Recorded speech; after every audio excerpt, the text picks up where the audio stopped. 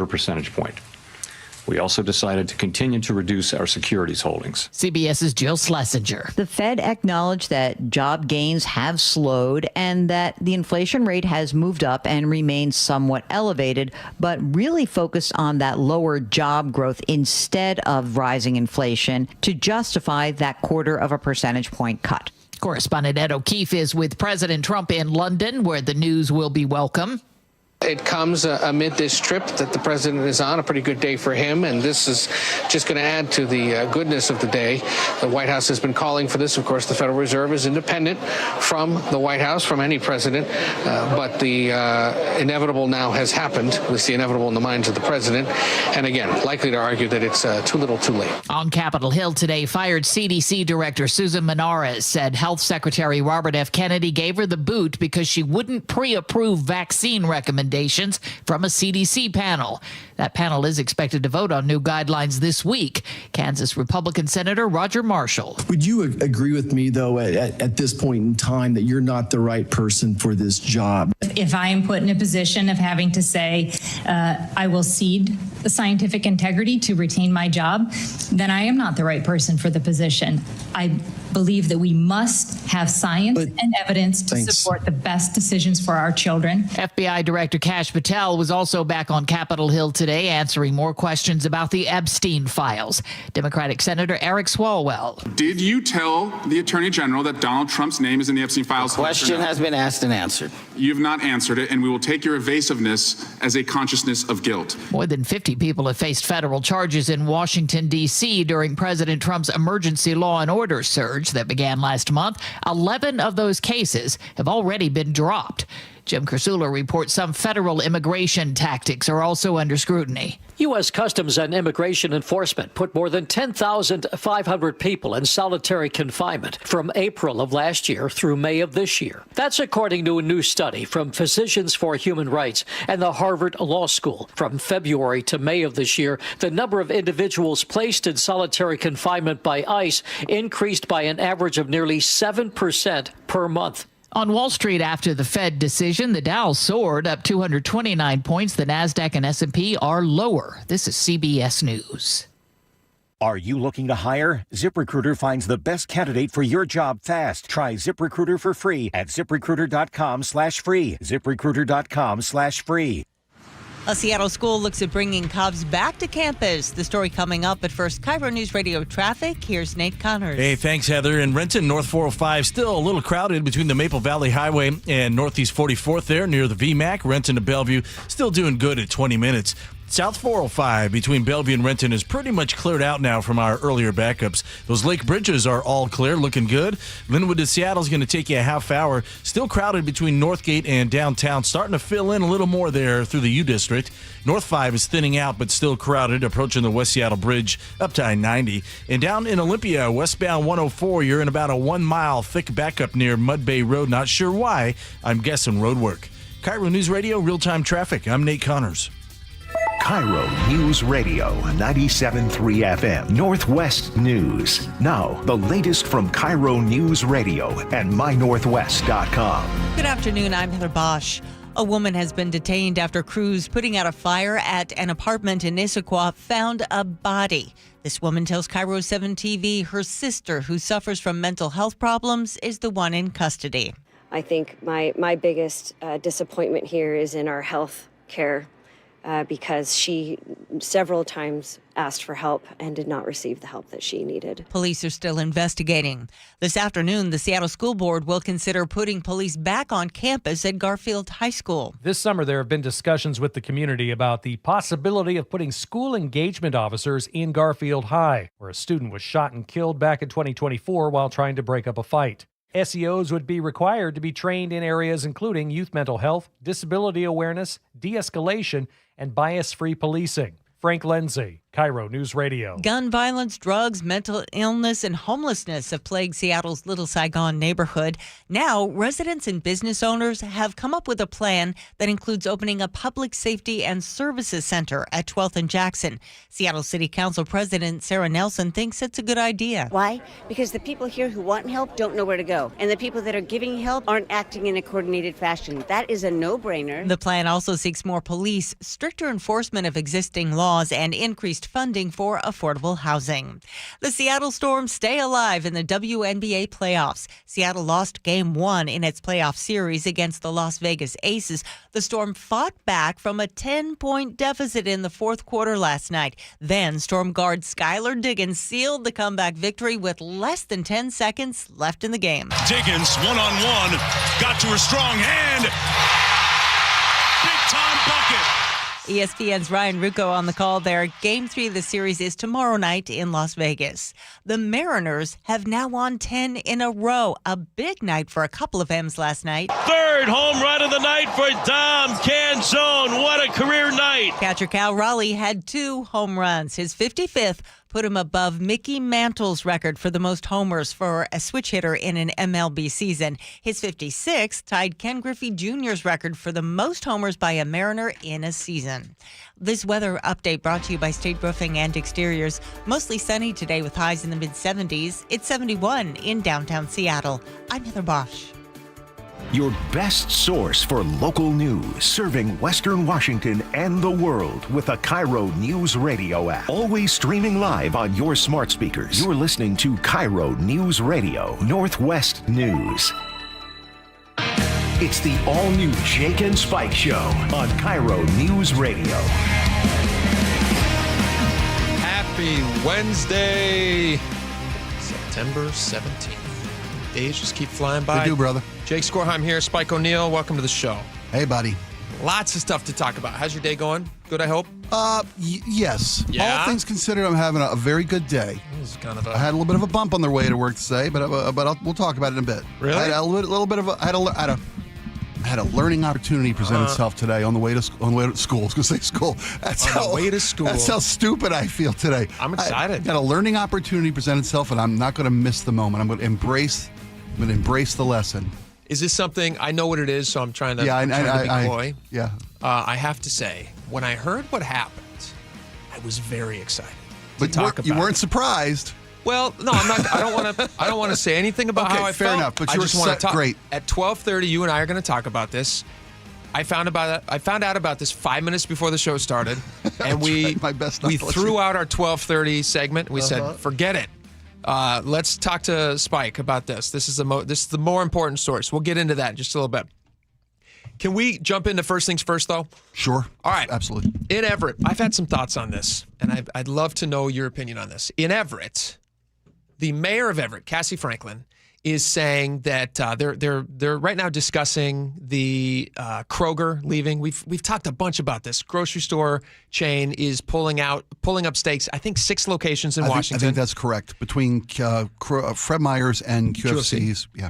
One of those locations is in Everett that obviously the mayor is commenting on, and that location is on Evergreen Way. The mayor said that this is corporate neglect, and that this is betraying community trust. That's what Kroger has done, betrayed community trust. The Everett City Council actually is expected to vote tonight. MyNorthwest.com has the story. You guys can read about it. Or you can just listen to me. Do both, actually. Do both. The Everett City Council is expected to vote Wednesday night on a resolution criticizing Kroger's decision to close a Fred Meyer store in South Everett, a move Everett Mayor Cassie Franklin calls corporate neglect. That's a quote. I think we actually have some audio of the mayor talking about this. It betrays the community's trust, she says. We feel that it's an act of corporate neglect, betrays the community's trust. She also says that Kroger has been blaming crime, which she doesn't think is accurate. When they called to tell me the store was closing, they did not mention crime. They said financial losses on behalf of the store. What does she mean by that? I guess the store wasn't turning enough of a profit, or any profit at all. Financial losses by the store. I guess technically crime could fit into that as well if they're losing money on crime. She said they didn't mention crime. That's what she said. And I'm sure crime has a factor. We're parsing words here, but crime yeah, has a so is factor. she. Yeah. Here she is. Well, And then later in the media, they said, well, crime and regulation. Well, we have worked in partnership with Kroger for the last couple of years, might be even more than 2 or 3 years. We've had emphasis patrols. We've sent social workers. We even established a new high impact buffer zone around the store. And all of that has worked. Notably, crime is down all over in that area. But shoplifting is by 80%. We put in the effort. We made those investments, yet the store didn't, continue to invest in their facility, and are frustrated that it wasn't making, as much money as some of their other stores, where you see them closing stores, is most notably in working class neighborhoods, and they're happy with their stores in more affluent neighborhoods. And that just shows that they are not interested in serving working class communities. And that's a real disappointment. It seems harsh. Everett City Council wants to do this next. I don't think there's any of us that believe that they're going to go back on their decision and not close the store, but they need to, ensure that the property is sold and redeveloped in a positive way to serve working families, and ensure they can care for and invest in the properties that they do have throughout Everett. All right. So I was raised right. I could see that. I was raised in Everett, actually, so I have an opinion about this. Okay. I was raised right, so I have a criticism, but before I get to a criticism, I'm going to wrap it in a compliment. There you go. Everett has made some amazing strides. Everett has done some amazing things. We were just down by the waterfront the other day. Okay. The Everett waterfront by the marina there looks like San Diego. It's gorgeous. And if you grew up in Everett, like I did, it was a pit. It was not the case. There was always nice areas of Everett, nicer neighborhoods, but predominantly the feeling of Everett for people who didn't live in Everett was, you don't want to be in Everett, right? Okay. I've never lived there, so I don't know. I can't speak to that. Why don't you live in Everett? It's the commute, I think. My commute to work has always been... when we look to leave the city of Seattle for various reasons that we've laid out in the past, we didn't want to get that far from the city. Okay, so for you, it might have been a commuting thing. It was a commuting thing, You probably I didn't avoid Everett. You weren't avoiding it. No, okay. No. All right, Everett, I wouldn't describe as like the nicest city in the world. It's a solid working class city. Yeah, it's great. It had a reputation I understood. Yeah. Okay, so that's what I was asking you about. What was the reputation that you understood of Everett? Hard Scrabble town. Is that the right terminology? Yeah, that's waterfront you're referring to being like San Diego-esque now. That was like a working out of working waterfront. 100%. Okay. Yeah. Yes, okay. Yeah, and they've done some amazing things, and it's getting nicer, and I applaud them for that. Her calling this corporate neglect and betraying the community trust, I don't think that's fair. I also don't know what. I don't know how much she can actually make demands of Kroger, that they have to develop it. And what does she say? Here's what they want to do next. I want to play this one more time. I don't think there's any of us that believe that they're going to go back on their decision and not close the store, but they need to, ensure that the property is sold and redeveloped in a positive way to serve working families. And like, how can she just mandate that how they sell their property? Is that something that the city can step in and say, you're not allowed to sell it to this or that? Our news director, because I did listen to the full interview, did ask her, does this have any teeth? And what did she say? No. She literally said gummed no. up an answer for you. Of course it doesn't have teeth. Well, what they can do is we've referenced in other stores with regard to the Lake City location. They're talking about a vacancy tax that they can impose on a business that vacates a property if it sits empty. That was, I don't know if that's applicable here. They probably couldn't get that passed in time to make it have any effect on what Kroger says to do with that property. Yeah. It would also send a really horrible message to any business who's thinking about investing in Everett. If things don't go well for you in Everett, they're just going to figure out ways to screw you after the fact. Let me ask you, what is an empty building that used to be a Fred Meyer sitting in Everett? What does that do to the community? Not good. Right. No, totally not good. Right. Totally not good. But here's my point. I feel like she's putting a lot of this on Kroger, and we've discussed this before. The margins in grocery is very, very small. Yes. There's areas where they can make a lot of money in alcohol. They can push those prices up, and they can make a lot of margin in alcohol. But a tomato sells for basically what a tomato sells for at any grocery store that you go into, save for PCC. I don't know why. PCC tomatoes are always way expensive. They're sung to sleep at night. I don't know if you've ever been in there at closing time. They sing those vegetables to sleep. Well, I'm willing to pay extra for that. Lovely. It's probably why they taste so good. Yes, they're beautiful. No, but the margins in the grocery business are like less than 2%. Very expensive to do business. So when you're talking about a business who's saying, listen, this is really tough for us to do business here, she's not at all mentioning the fact that Everett has the 5th highest minimum wage, not in the state of Washington. But coincidentally, it also has the 5th highest in the state of Washington. The 5th highest in the United States of America. Really? Yes. So if you are a business who does more than 500 employees, you have to pay every employee, the minimum wage is $20.24 an hour. If you have less than 499 or less employees, you have to pay them $18 and whatever it was, sure. $18.24 an hour. Okay. So $2 less. If you have less than 15, then it's state minimum wage, which is $16.66. So number one, they have this tiered system of how companies are paying people, which most cities do. I find very confusing. I think that hugely factors in to a company's decision about whether or not to do business in Everett. Fred Meyer's has a lot of employees, a lot of minimum wage employees. And when you're telling them, I don't know what the size of Fred Meyer this one was, or if because they have multiple Fred Meyers, they are definitely over the 500 threshold. Like, is it technically considered the same company? I don't know how that works. But let's just say it's the mid-range one. Every single employee there is going to be paid $2 more per hour. And Fred Meyer's factoring that in. They're saying, you know what, let's look down the road and see what it's going to cost us to do business here in Washington, in the city of Everett, 5 years down the road, 10 years down the road. That's what a good company has to do. Agreed. They're in the business of making money. They're in the business of making money. Yeah, agreed. So for her to step in and say, well, this is just the company being greedy and they're neglecting the community and they're breaking community's trust. I honestly, is it possible for a company to be greedy? Yes, of course. Mm-hmm. They usually pay a price for it. People stop going there and they recognize that the prices are inflated, or it's not. You're not getting the best value there. I think probably more of a factor is it's very expensive to do business when your minimum wage is over $20 an hour. Do you think that it's justified that Everett has the 5th highest minimum wage in the nation? I think there's a lot of factors going into making that decision. You have to pay the people who live in your city a living wage, or you want to have a workforce that lives in your city.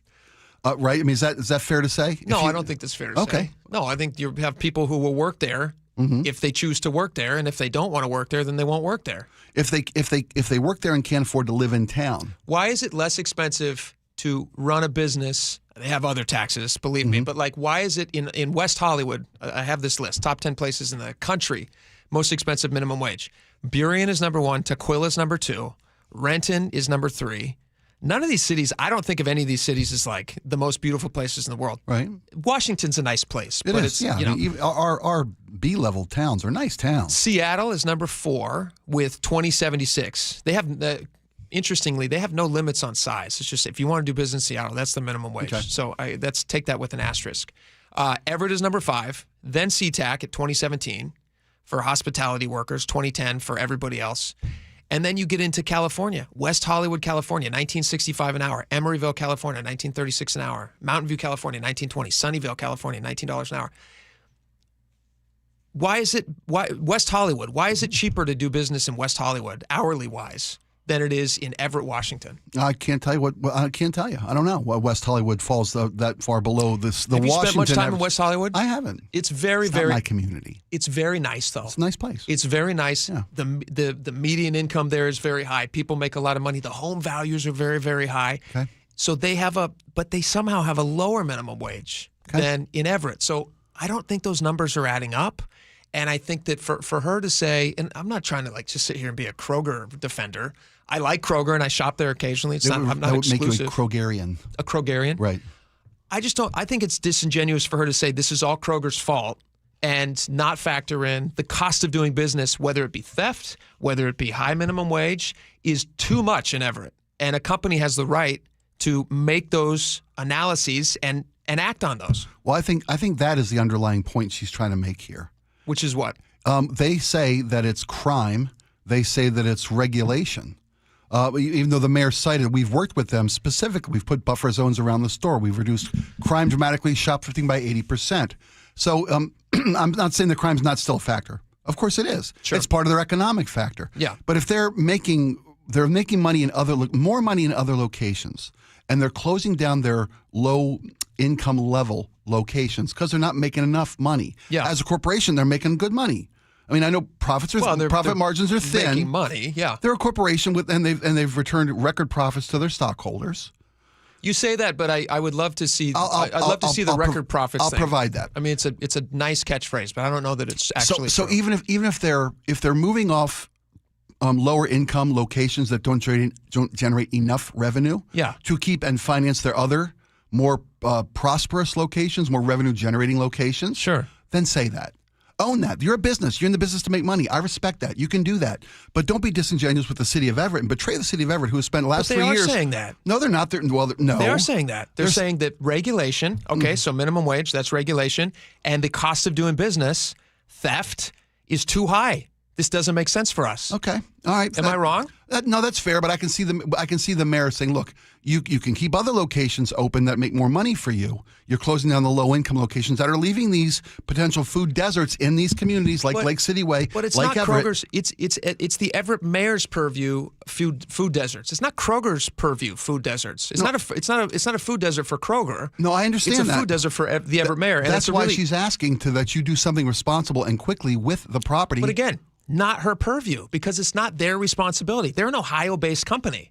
We're lucky to have them in the state, right? Aren't we lucky to have Fred Meyers in a neighborhood? I would agree. And if the I use them neighborhood, regularly. if Everett is not doing the job, whether it be because they're not policing enough people or if they're not being robbed by people walking out the door, then they're being robbed by the city who's charging them too much an hour to hire their employees.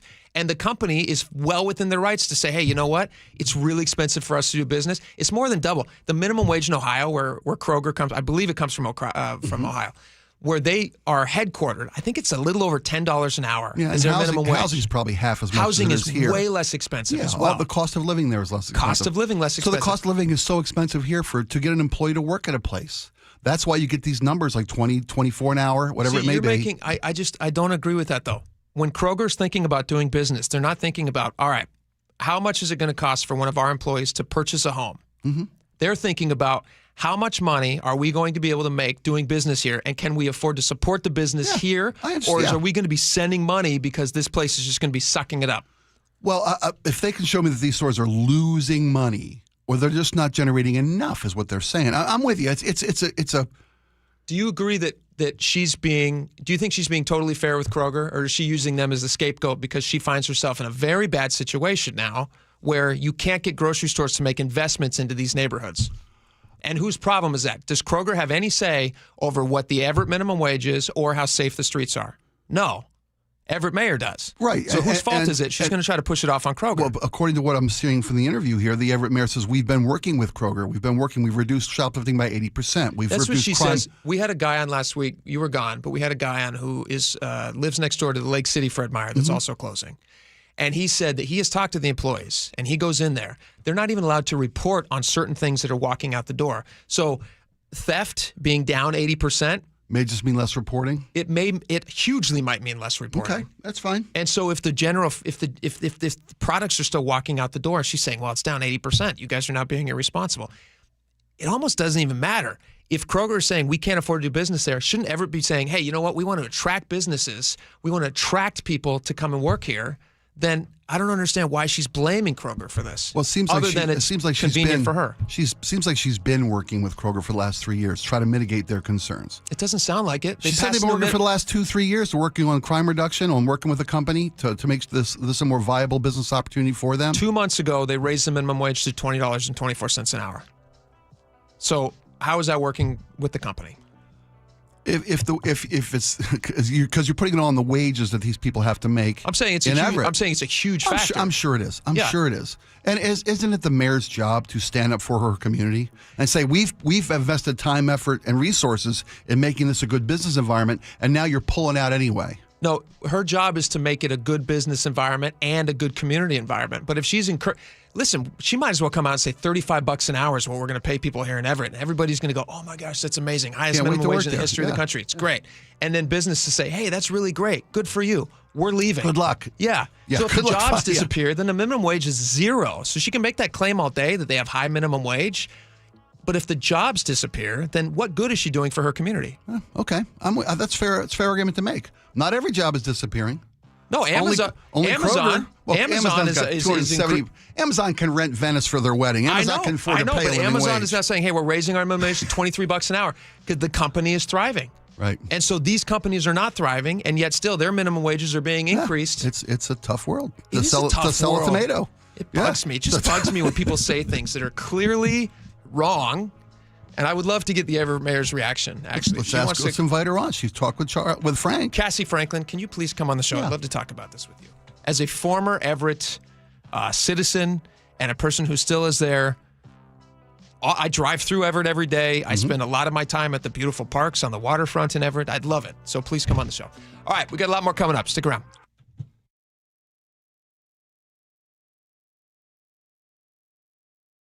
This hour is brought to you by Caesars Sportsbook at Muckleshoot Casino. With football season comes cooler weather, so if you need new windows and doors, don't drop the ball.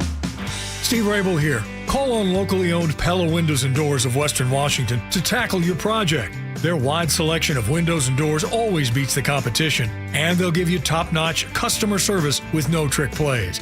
Schedule a free consultation with Pella Windows and Doors of Western Washington. Go to PellaPNW.com. That's PellaPNW.com. Hey, want to hear something great? Right now at Wendy's, you can get 2 of the #1 selling bacon cheeseburger in all fast food, the JBC, plus medium fries and a medium soft drink for just $8. Want to hear something else great? Double the burger means double the bacon. Now that's a game changer.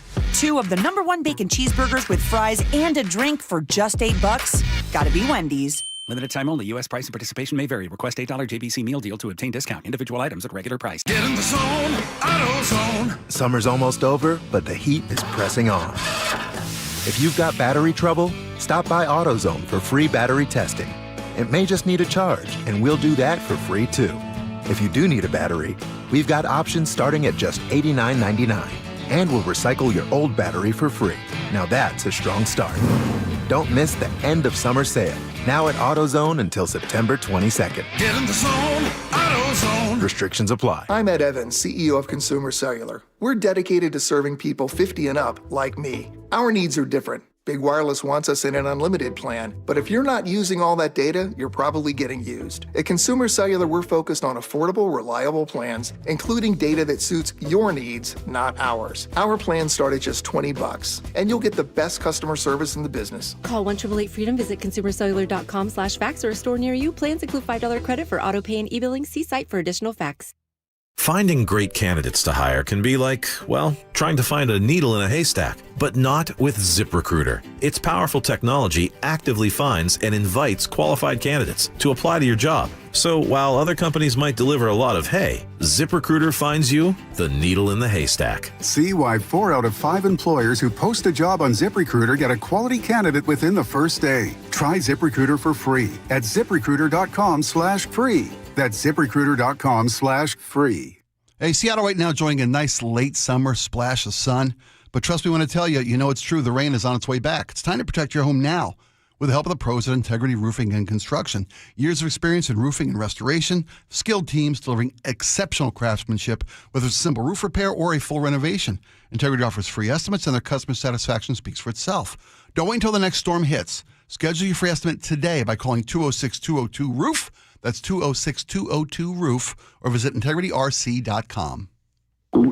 Oh no, stomach issues again? Stomach issues? Who are you? Your pancreas. I could be the real reason for your diarrhea, gas, bloating, stomach pain, or loose oily stools. I thought it was my stomach. People often do, but any of these symptoms could mean having a condition called exocrine pancreatic insufficiency, or EPI. With EPI, the pancreas doesn't release enough enzymes to break down food, but EPI is manageable. Use the symptom checker on identifyepi.com and speak with your doctor. That's identifyepi.com. Sponsored by AbbVie. Hey, can you blow up some balloons for Jack's party? I can't. I'm so congested. You need Sinex Severe from Vicks. Sinex Severe nasal spray. Yeah, just Sinex. Breathe.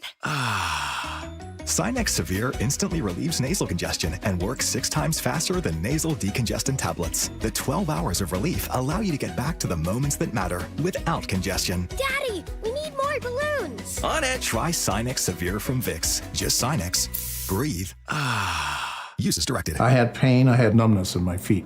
That pain and that numbness just got worse and worse and worse as time went on. This is Greg describing life with neuropathy. I went to 5 podiatrists, tried different treatments, tried different orthotics, tried different shoes, had cortisone shots in the tops and the bottoms of my feet. Saw a neurologist. All my medical doctors said, can't help you. Live with the pain. You're not going to be able to sleep. This is your life. And then I just gave up until I found Sound Pain Solutions. I'm Dr. Mark Shelley, a chiropractic physician and board-certified functional neurologist at Sound Pain Solutions. Our neuropathy treatments can rehabilitate damaged nerves. We use FDA-cleared, non-surgical, drug, and pain-free procedures that help neuropathy sufferers like Greg find relief. I feel better. Just feeling better is huge. If you experience numbness, shooting or burning pains, or loss of balance, call us. Sound Pain Solutions, 855-996-0025, or click soundpainsolutions.com. Tired of uneven heating, noisy systems, and high energy bills? The Quilt Ductless Heat Pump from Home Comfort Alliance gives you room-by-room control and serious savings with every system, and every system qualifies for max tax credits. Call the Comfort People at HomeComfortAlliance.com. It's G. Scott. School's back, and it's rally time. Time to rally around the campaign to keep kids healthy. Kids need fruits and veggies to grow strong and stay focused, but for families on tight budgets, that's not easy. Safeway and the Washington State Department of Health have teamed up and need your help. Every dollar you donate at Safeway checkout helps families in need. And with SNAP Produce Match, they get twice as much for the dollar. Next time you're at Safeway, please donate to keep kids healthy. KIRO News Radio 97.3 FM Northwest News. Now, the latest from KIRO News Radio and mynorthwest.com. Good afternoon, I'm Heather Bosch. The Federal Reserve today cut its key interest rate by 1/4 point and projected it would do so twice more this year as concern grows about the health of the nation's job market. It's the Fed's first cut since December. Fed Chair Jerome Powell. I think we were right to wait and see how tariffs and inflation and the labor market evolved. They waited to lower the rate as they evaluated the impact of those tariffs, tighter immigration enforcement, and other Trump administration policies. The former head of the CDC told a Senate committee today she believes Robert F. Kennedy Jr. is politicizing decisions surrounding vaccines. Susan Maneras, questioned by Washington U.S. Senator Patty Murray. How did you learn about CDC's new COVID vaccination guidance in May? The same as you on social media. It's unthinkable to me that the chief medical officer at CDC was left in the dark about such a consequential public health decision that affected real people. Maneras claims Kennedy, who heads Health and Human Services, fired her because she refused to fire veteran vaccine experts and pre-approve vaccine recommendations. 22-year-old Tyler Robinson has now been officially charged with murder in the fatal shooting of conservative activist Charlie Kirk. Prosecutors intend to seek the death penalty. CBS's Carter Evans. The county attorney emphasized that while his team has outlined allegations, the suspect's still considered innocent until proven guilty. His next hearing is scheduled for September 29th, and the judge said he'll be given a court-appointed lawyer. Here in Western Washington, 2 teenaged brothers have been arrested for allegedly assaulting a transgender woman in Renton. More from KIRO 7 TV's Jason Sloss. Officers quickly responded and found 2 suspects near the transit center wearing the same clothing seen in witness video of the attack. They arrested 2 brothers, ages 15 and 17. They play on the football team there, and they told officers that willingly. Police tell us the brothers were in juvenile court Tuesday. A judge found probable cause for assault, then released them on electronic home detention. Mount St. Helens is not erupting, but yesterday strong winds stirred up ash left from the massive 1980 eruption. It caused hazy skies and some concern, but the U.S. Geological Survey confirms it's not from new volcanic activity. On Wall Street, the Dow is up 249 points. NASDAQ is down 37. KIRO News Radio traffic. Here's Nate Connors. Hey, thanks, Heather. We're looking good out there. No major blocking issues on any of our major routes. Linwood to Seattle, we're down to 25 minutes from our last report. It is crowded, though, between Northgate and downtown. North 5 slows a bit approaching the West Seattle Bridge. You're in the clear, though, by the time you hit I-90. Bellevue to Renton on 405, you're looking good at 15 minutes. There is some slowing through Factoria to get through. In Olympia, westbound 104, we're still looking at about a mile back up near Mud Bay Road. I believe this is road work related. related.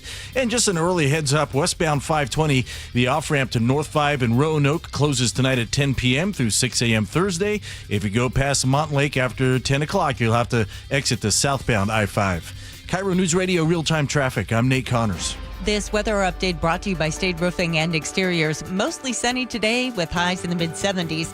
It's 71 in downtown Seattle. I'm Heather Bosch. Your best source for local news. You're listening to KIRO News Radio, Northwest News.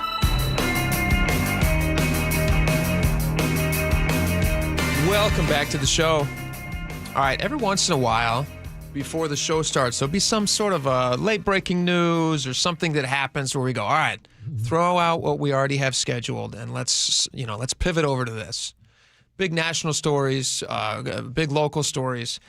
This one, though, Spike, it's very, very localized to you. Yeah, kind of. So kind of in my pocket, this story I don't really know all the details yet. Okay. I've just been told that you have a big, fun story that I'm going to really enjoy. I know a little bit of the details. I've got great news. What happened? What I have is great news. Yeah, it's great. So all this week I've been bringing my bicycle to work. Okay. And we talked about this during the summer. In fact, I took advantage of the Flip the Trip program from Sound Transit, where they send me a free Orca card. Oh, nice. To see about changing my daily commute, to breaking my zombie commute. We've all seen the ads. Yeah, those are great ads. They're by great the way. ads, Yeah, and they really worked good on me because I have been talking all week about how wonderful my commute has been by bicycle to the train. Sure, the weather's giving us a little second summer. It's been a very easy thing to do weather-wise. Sure. And I did it Monday, Tuesday, Wednesday. Today I get there, and I've got it down. I know exactly when to leave the house. It's been every day, 1 hour door to door. Perfect. I roll up to the North Shoreline train station where I get on, and as I'm pulling my bike up, here comes the train. All right, couldn't have timed it better. I'll take the bike down the elevator because I tried it the stairs one day and it was dangerous. Roll off the elevator as the train stops. I roll right in, bada boom, bada bing. And I'm riding my commute as I've done the last 3 days, and when I get on, it's pretty empty. As I come through town, starts to fill up. Yeah, Northgate, Roosevelt, University District, yada yada. Well, I saw something today for the first time I've been to this about 6 times this summer. Between going to a ball game, going to the airport, daily commute, I saw a fair ambassador come through the train, and they're wearing a lot of pieces of flair. That's how you can identify them. Got bright yellow safety, kind of that bright neon yellow, sure, on a blue uniform, and it says "Fair Ambassador" on their hats. Yeah, I think they should wear conductor's outfits. By the way, that'd be so great. The little little pocket watch. The Tank. Yeah. Oh my absolutely. gosh, so nice. And this lady asked me, how's your ride? Any questions? And I said, no, I'm doing great.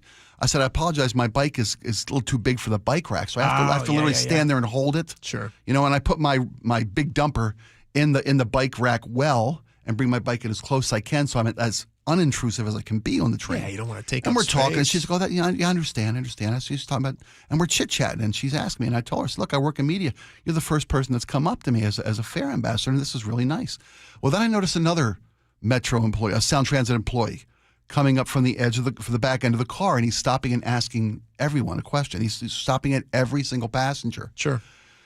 And he's scanning Orca cards, and he's looking, and he's like taking IDs from a couple people and scanning those as well. Okay. And he gets to me. And he says, do you have your Orca card? I said, no, you know what? I don't have it with me this morning. I left it home. I have a debit card. He goes, well, we don't take payment here, but what I'll do is, can I borrow your ID? And he takes my ID. And he scans it, and he issues me this ticket that I gave Laura. What? They issue me this Sound Transit ticket. Now, it says right at the top, this is a warning. No further action required.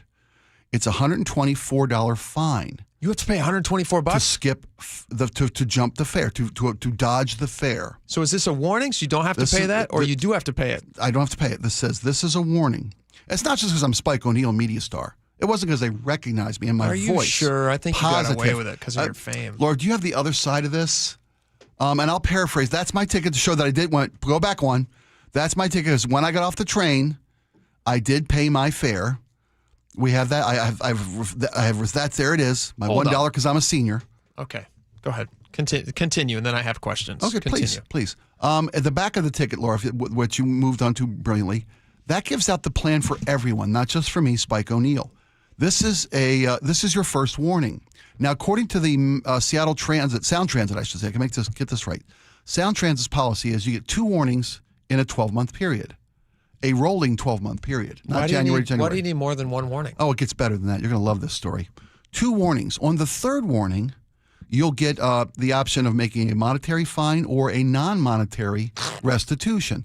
On the 4th warning, though. So that's like a super secret warning? On the 4th warning, you get a second non-monetary resolution option. Good Lord. How many warnings? By the time you get to the 5th, your 5th ticket in a rolling 12-month period, you'll have to pay $124 for skipping the fare. You get 5 warnings? 5 strikes, you're not even out. You just got to pay $1. You got to pay $124. $124 after 5 that's warnings. Your 5th. I wish I was kidding. I wish this was a comedy bit. Let me tell you what. 5 warnings.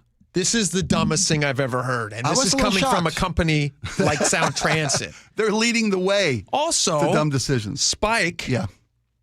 Why are you not paying for tickets on this thing that you love so much? They gave me a free card. I honestly can say, I pulled up and saw the train. You're a scofflaw. I'm a scofflaw. I'm a white man in America. The rules don't apply to me. My wife white has nothing to do with it. I know. I'm kidding. You did not buy a ticket to this train that you love so much. And I got to tell you, there was no barrier for me having not paid. That's the thing. That's been a thing for a long time. It's still a thing because I rolled up and I saw the train coming on the tracks. I had time to punch the elevator and I had time to go in. I had time to roll on with no problem.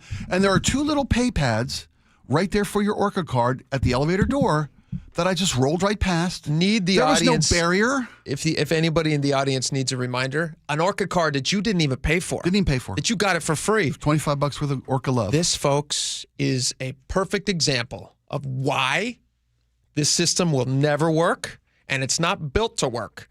You love this system. I love it. It's been stellar.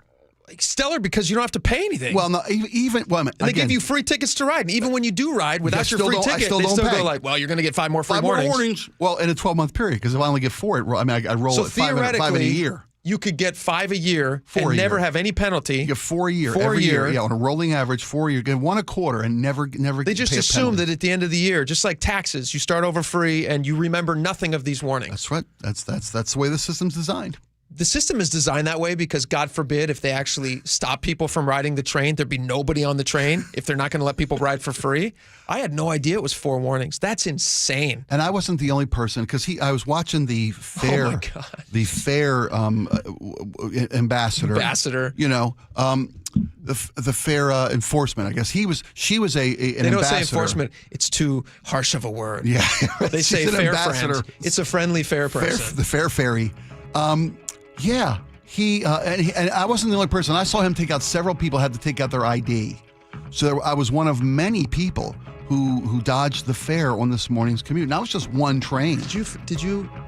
Did you feel bad about it? I felt horrible. Were you embarrassed? I was embarrassed. So much so that I didn't have to pay at the top of the stairs. I noticed that we were together for 2 hours before this information came out. Yeah. This is the most thing that I'm interested in today now. And I bullied Spike into talking about I didn't want to go forth with it. I'm glad you did because it highlights something that's very true, that people who think like yourself, and God bless you. You love the train because it means that we're going to have clean futures and public transit. Yep, less cars in your way on the way to work. But you're not willing to pay for it. Not every time. Even with every 5th time of the year. Not even that. Not even are you not willing to pay for it. You're not even willing to use their free money. card. I won't even pay them with their money. You won't even play with house money. I will from now on. I will never. Very big of you. I know. Well, I'm going to use my free card from now on. No, it won't last forever, that free card. It won't last forever. Will. No, the way I'm using it will. Yes, it will. It'll last forever. Did you ride today? Yes, I did. Is it still full? Yeah. Okay, then it'll last forever. Well, because I didn't have it today. I paid today. I paid $1. I don't fault you. I know. I don't fault you because you're doing what probably most of the riders on Sound Transit are actually doing on light rail. Yeah. And it's just they're just enjoying the free service and whatever. It doesn't even matter because everybody's paid so much into it. It doesn't matter now. Well, I was happy to see fare enforcement actually for the first time in the month that I've been doing this. Here's another thing. I'm thinking First about time. as you're saying this. I'm thinking about this. It's like a scam on a scam on a scam on a scam. Why are you paying somebody a full-time salary for fare enforcement when your job is to not get any fares out of anybody? Question. Well, I guess eventually we're going to all start paying. 5th time, we'll start. I don't want to get another warning. I don't want to go you online. in a database? Did they put you in a database? Oh, yeah. They scanned my ID. They scanned your ID. And they printed me out a ticket, a warning. Yeah. As an exercise, I would like you to ride every day now without paying your fare and see how many times they actually approach you. Ooh, that's Just a as challenge. a test. I like as this. a challenge. Let me chew on this. Yes, This chew is on great. that. Chew on that. If I do get 5, That's will you? Can we company pay the 124? Yeah, I think we can come up with it. Okay. Yeah. I don't know around This here. is not going to happen. I don't know. All right. It's a fantastic story. All right, we got a lot more coming up. Stick around. Choke Points with Chris Sullivan, presented by Carter Subaru. You remember that rush over the summer to get the enhanced ID or you weren't going to be able to fly out of SeaTac Airport? How many people in the state of Washington actually went out and got those IDs? This is Chris Sullivan. I've finally run down the numbers. You might be surprised how many people decided to join in. I'll bring you the numbers tomorrow morning on Seattle's Morning News on KIRO Newsradio. Get all of Sully's choke points at mynorthwest.com and the KIRO Newsradio app. Hey, when I needed some work done on my roof, there was only one company to call, Valentine Roofing. Hey, it's Jake Skorheim here, and Valentine Roofing went the extra mile to get to my house fast when I had an issue. They got my roof looking like new again. The scheduling, I've told you about this, was seamless and easy. I didn't even have to be there. They just sent me a little link and a text message with pictures and video from the service. Let me tell you what, if your roof or gutters are not fall ready, like mine weren't, if those asphalt shingles are cracking and breaking down from years of moss, which is what was happening to mine, if your gutters are sagging, clogging, or pulling away, you should do what I did. Call Valentine Roofing. Don't trust your home to anyone else. Those leaves, needles, and branches, they will fall. The rains will come. We know this. But fortunately, Valentine makes knocking out that fall checklist stress-free. They'll even insulate your attic or clean your exterior of your home. And with zero down financing for most projects, you can get the work done now and pay over time. This fall, give your home the Valentine it deserves. Check them out online at valentineroof.com or call 206-ROOFING to get your free estimate. That's 206-ROOFING. I'm still going for it, even with higher stroke risk from atrial fibrillation, an irregular heartbeat not caused by a heart valve problem. Over a 3-year study, Eliquis apixaban tablets reduced stroke risk better than warfarin, and over 97% of Eliquis patients did not experience a stroke. A first stroke occurred in 2.9% of warfarin patients versus 2.3% of Eliquis patients. Don't stop prescription Eliquis without asking your doctor. Stroke risk may increase. Eliquis can cause serious and potentially fatal bleeding. Don't take if you have an artificial heart valve, abnormal bleeding, or antiphospholipid syndrome. While taking, you may bruise more easily or bleed longer. A spinal injection increases blood clot risk, which may cause paralysis. Get medical help right away for unexpected bleeding or bruising, or back pain, tingling, numbness, muscle weakness, or incontinence. Aspirin products, NSAIDs, SSRIs, SNRIs, and blood thinners increase bleeding risk. Tell your doctor about planned medical or dental procedures. Learn more at Eliquis.com or call 1-855-ELIQUIS. 1-877 Cards for Kids. KARS Cards for Kids. 1-877 Cards for Kids. Donate your card today. 1-877 Cars for Kids. KARS Cars for Kids. 1-877 Cars for Kids. Donate your car today. Ready to get rid of that old car? Donate it to Cars for Kids. Call 1-877-CARS-FOR-KIDS to reach a friendly live agent. Donation's super easy, and your car can be picked up as soon as tomorrow. Call us now, 1-877-CARS-FOR-KIDS. That's Cars with a K to donate your car today. 1-877 Cars for Kids. Donate your car today. Did you know you can donate real estate too? Go to carsforkids.org. That's carsforkids.org. Are you happy with how you're feeling these days?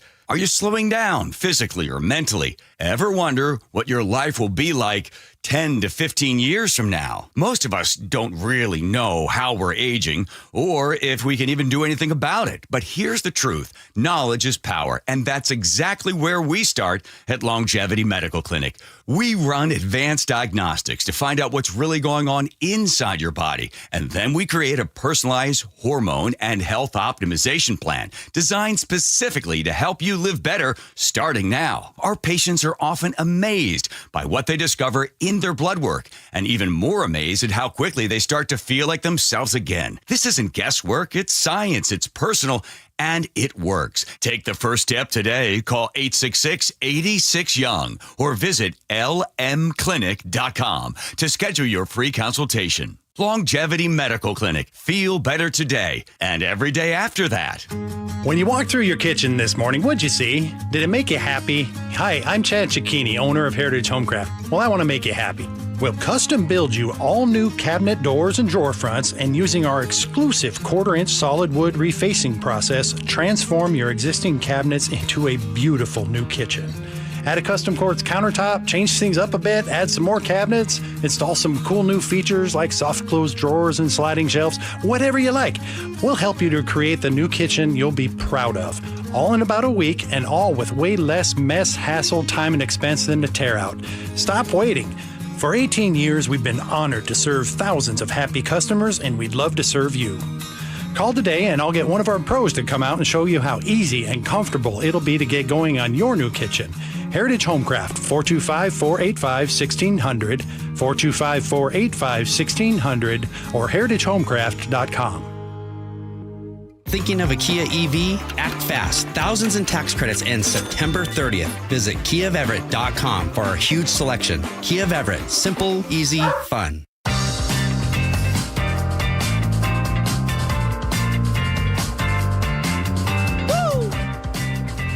Welcome back to the show. Welcome. A lot of text messages on Spike breaking the law. You know what people care most about? Not that you did not buy a ticket to ride the light rail. What do they care about? Oh. The fact that you found out that the repercussion for not having a ticket is 4 warnings. Mm-hmm.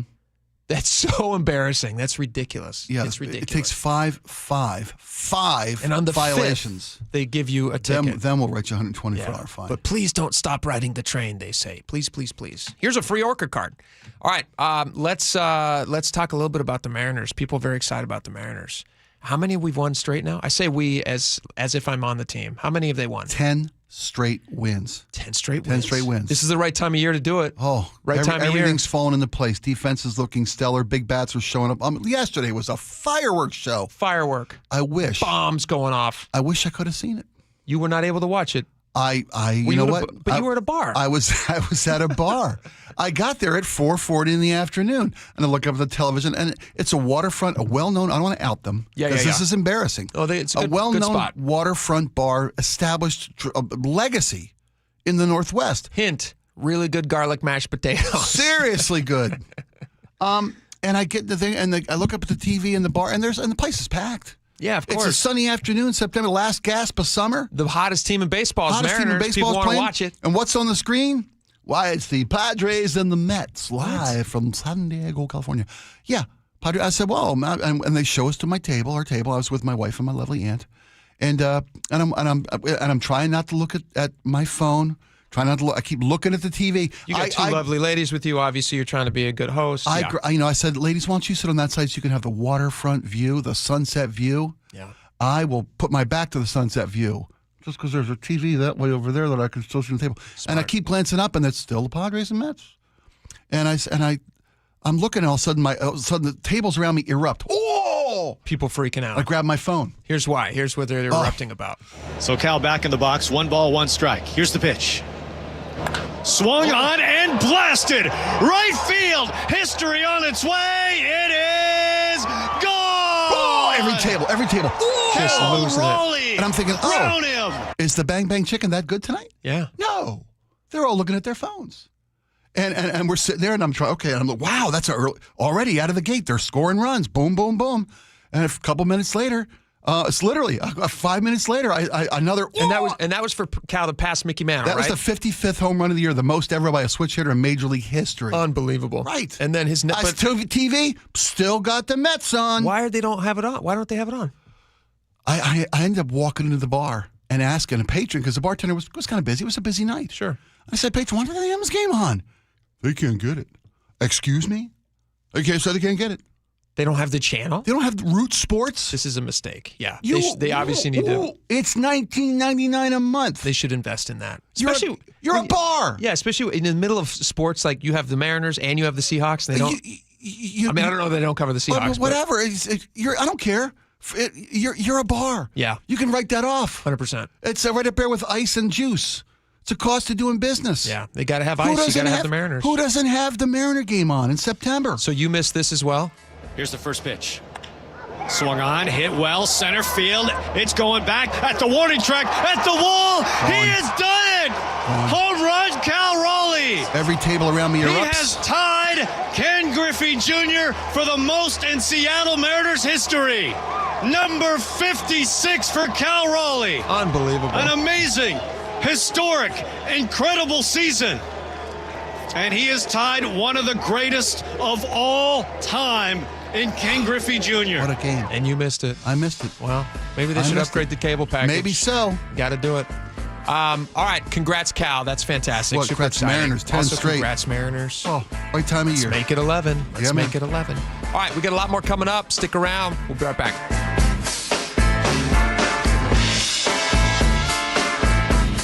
You never know what's in store each morning once you hit the road. We've got a major traffic alert in effect right now. Well, you're getting ready every morning. Make us part of your routine. What morning, huh? Yeah.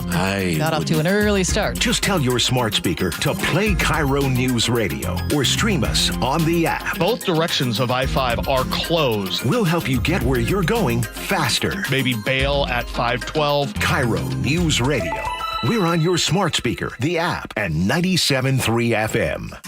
Hey everyone, Hartley Wilcox here. And I'm Charlie Wilcox from Wilcox Family Farms. Our family's been raising hens and gathering fresh eggs right here for over 100 years. That's right.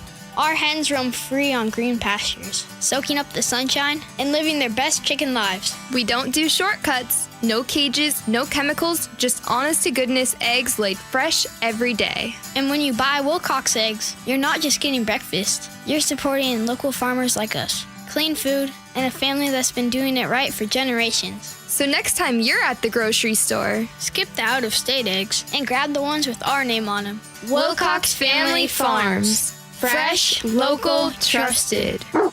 Find fresh Wilcox eggs at Metropolitan Markets, PCC, or Safeway.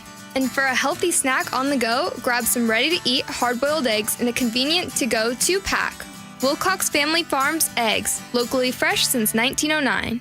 The IRS finally caught up with Louie. I hadn't paid my taxes in 8 years. I owed the IRS a lot of money. Louie was in deep trouble. We're going to take your house, put a lien on your bank account, garnish your pay. They don't care. They're going to take your paycheck. Louie found out about Optima Tax Relief, the leading tax resolution firm. A-plus rated by the Better Business Bureau, they've resolved over $1 billion for their clients. Optima Tax, they help me. They calm me down. They make me feel comfortable, and I trust them. Louie has a lot to be thankful for. I don't owe the IRS anymore, and I'm able to live a comfortable life, a lot better life. It was because of Optima Tax. For tax help you can trust, call Optima now for a free consultation. Take it from Louie. If you owe the IRS, don't go it alone. Give Optima Tax a call. They can help you. Call 800-343-6460. 800-343-6460. 800-343-6460. Optima Tax Relief.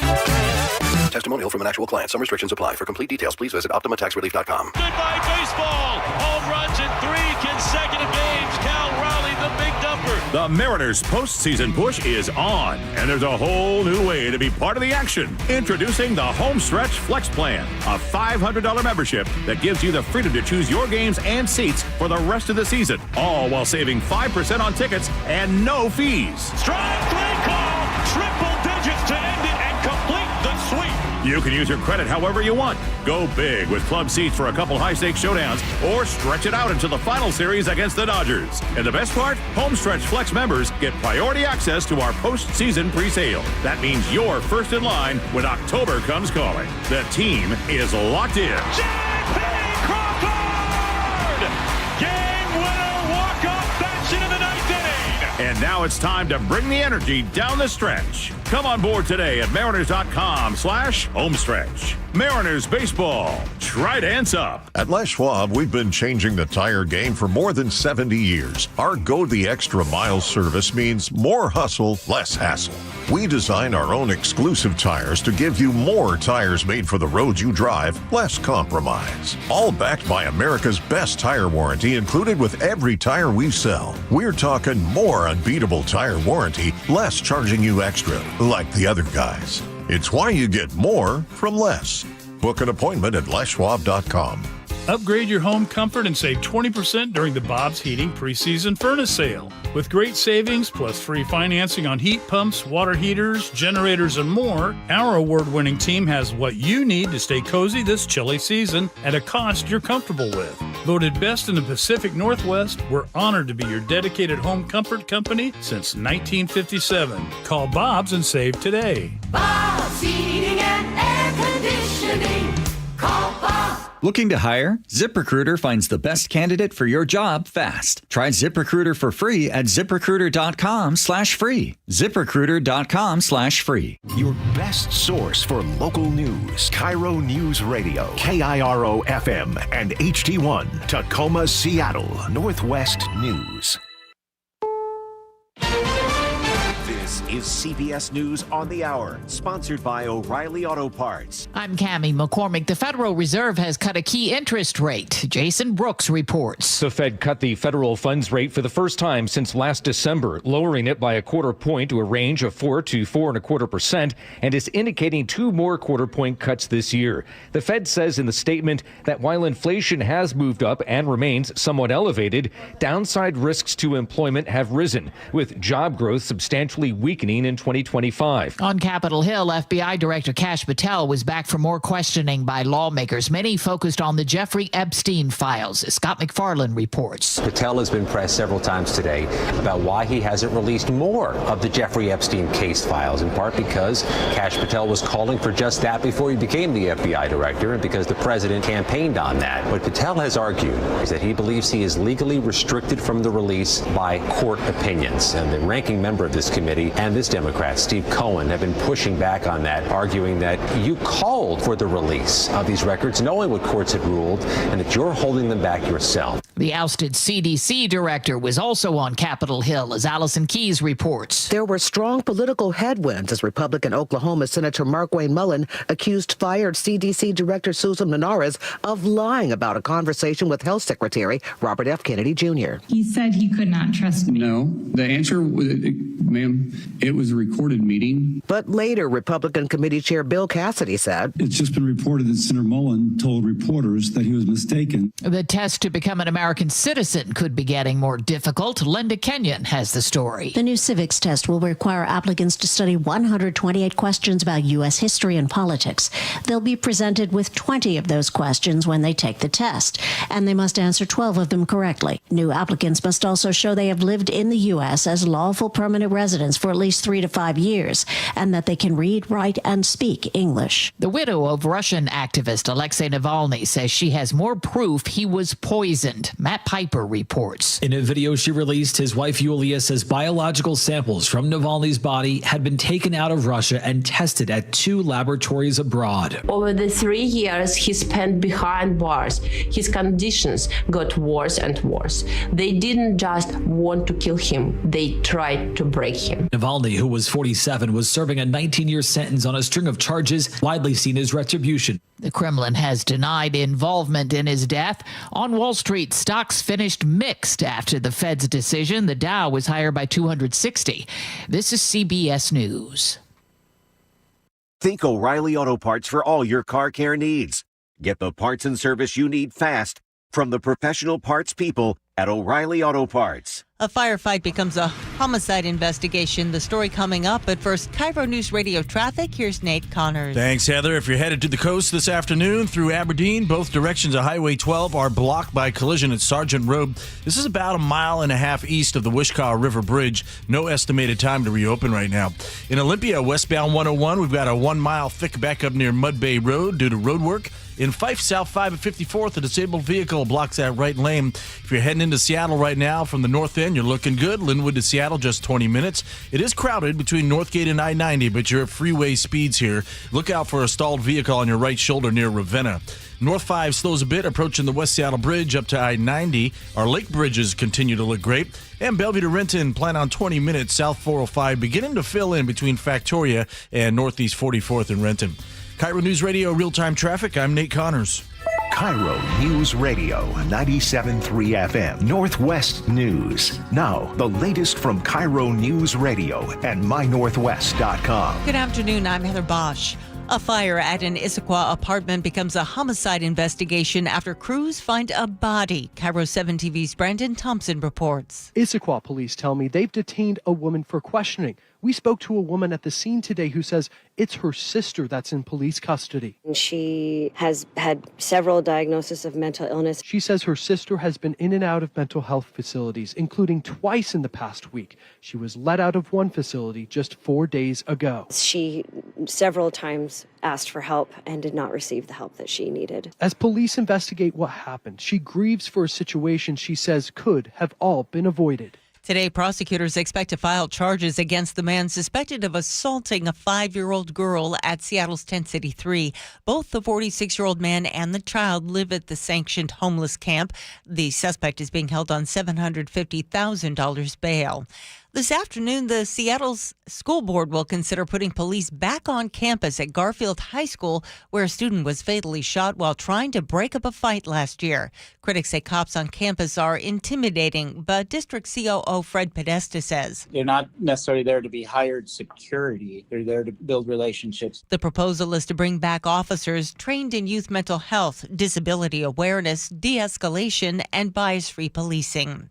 Leaders in Seattle's Little Saigon have put a plan together to address rampant crime and homelessness. King County Councilmember Claudia Balducci says now is the time for action. You just continue to see really serious drug use, public street crime, homelessness. It is a neighborhood really under siege. The plan includes increased police patrols, enforcement of existing laws, and a community service and safety office at 12th and Jackson. James Lynch, KIRO News Radio. Can the Mariners make it 11 wins in a row? The M's take on the Kansas City Royals later this afternoon. Yesterday, Mariners catcher Cal Raleigh made history. Here's the pitch.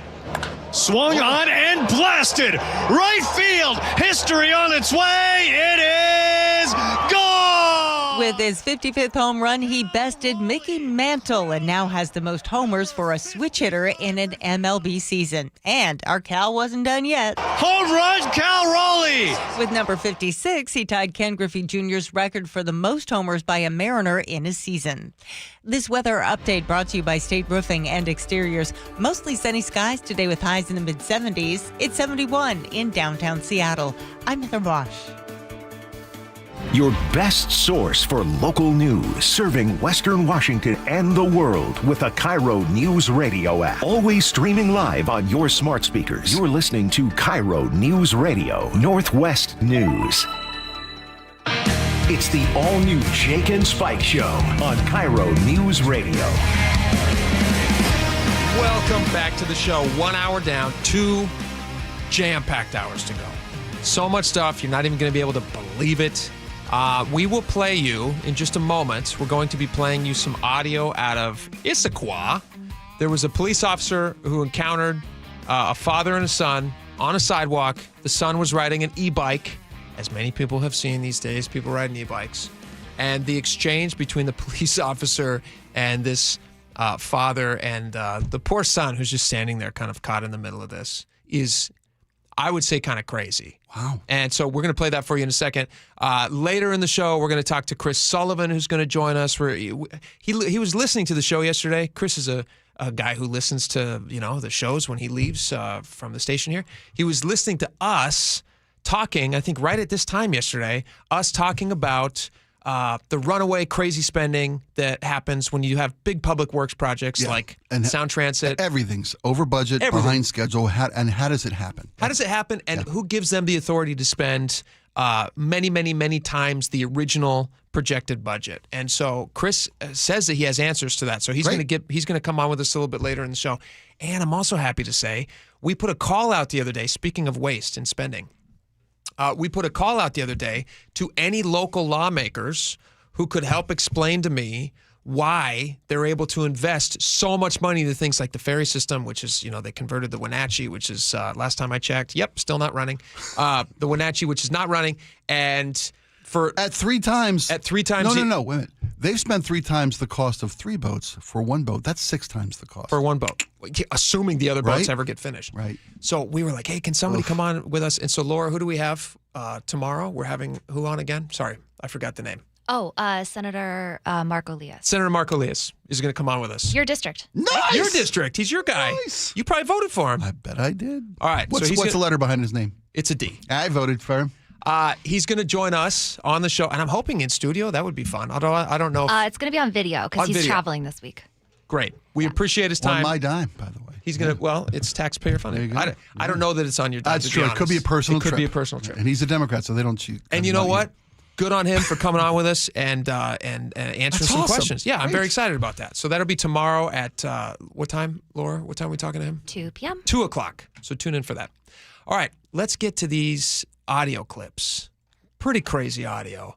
This is an encounter that happened between an Issaquah police officer and a father and son, and the father was riding the bike with his son. The son was on an e-bike, a new e-bike. Have you seen these e-bikes riding around? I got an e-bike. You got an e-bike. I drive an e-bike. In fact, I'm looking at the video. That might be very similar to the Model I ride. You illegally took an e-bike on a light rail today, I sure is that did. right? Caught and hacked, I was. Yes, I was. Got me a stern warning, I did. Got you a stern warning. First of 5. Okay, so this interaction is gaining a lot of attention because you'll be able to hear in the video that this is not the friendliest interaction. But it's not coming from the father. The dad, as I was watching this, I was like, this dad is really doing a good job of teaching his son the proper, correct response to respond to a police officer, even when the police officer is being unreasonable. The dad is still very tempered in his response. In fact, I'm wondering, Laura, are we able to show this video? Because this is was this put out by, I assume this is body cam footage from Issaquah Police, right? It's marked as body cam footage. I will, you know what I'll do? I'll retweet it so that if you want to watch the video, you can find it. Because there is a kid in it. You can't really see his face, but you're totally right. This family's been through a lot. The kid's got a full face mask helmet. And good for the kid having a helmet on, too. And dad, too. Both being very safe. So they're on the sidewalk.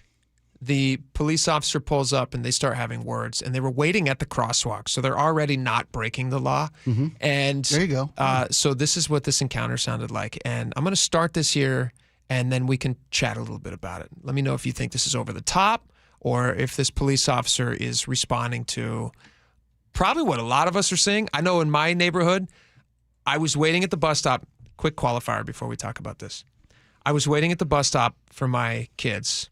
And 3 teenagers, I assume they were teens. They were, I don't know, they all look the same age to me, but whatever. They're older than 10, because my oldest is 10, so they were very much older looking than my oldest son. Okay. And they were all on these electric bikes, and they must have been going, no joke, 35 miles an hour on the sidewalk. Wow. Fast. That's dangerous. Really dangerous. And I'll tell you what, they came up out of nowhere because of that speed, obviously. It was really fast. It was like a sneak attack. And they come up behind us, and we're all standing there at the bus stop waiting. And we have, my wife and I were both there, and our infant was in the stroller.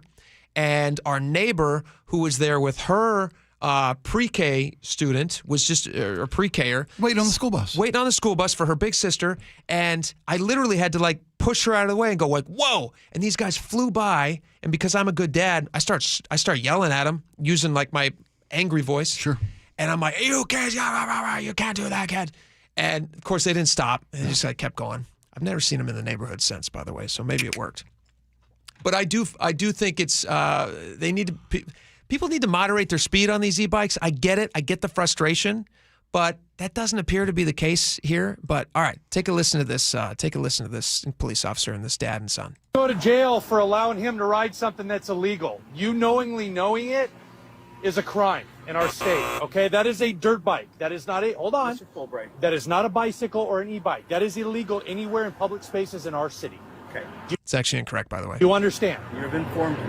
Yes. Why so aggressive?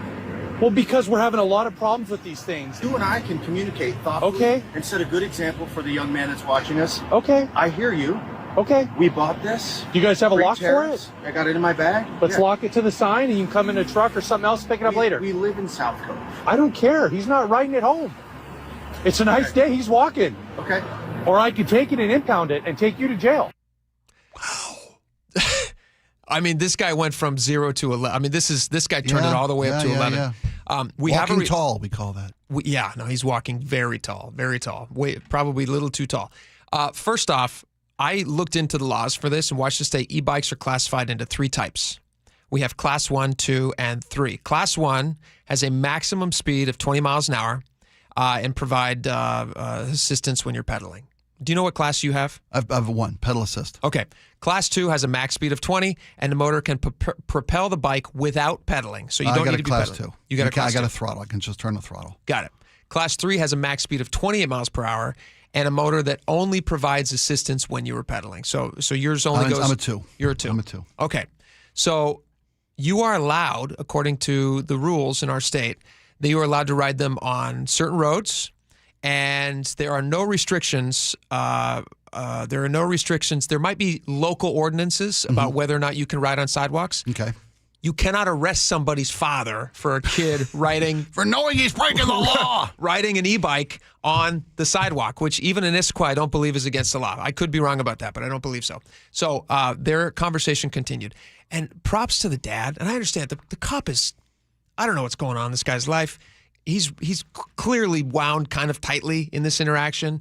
I don't know if he's got a ton to do in Issaquah. It's a lovely town, so maybe he saw this and was like, all right, I get to, this. I'm doing something right now. We've had a problem. We've had a problem. It seems like a Mayberry type problem. Fife-like. Barney Fife. Not the city of Fife. Lovely town. Yeah. Barney of Fife. Barney Fife. Yeah. So I don't know what's going on with this cop. He does seem like he's kind of coming in hot. The dad, I really want to compliment the dad because the kid is sitting there watching this whole interaction. And the dad, you can tell, is very cognizant of the fact that the kid is watching how these 2 grown adults are addressing each other.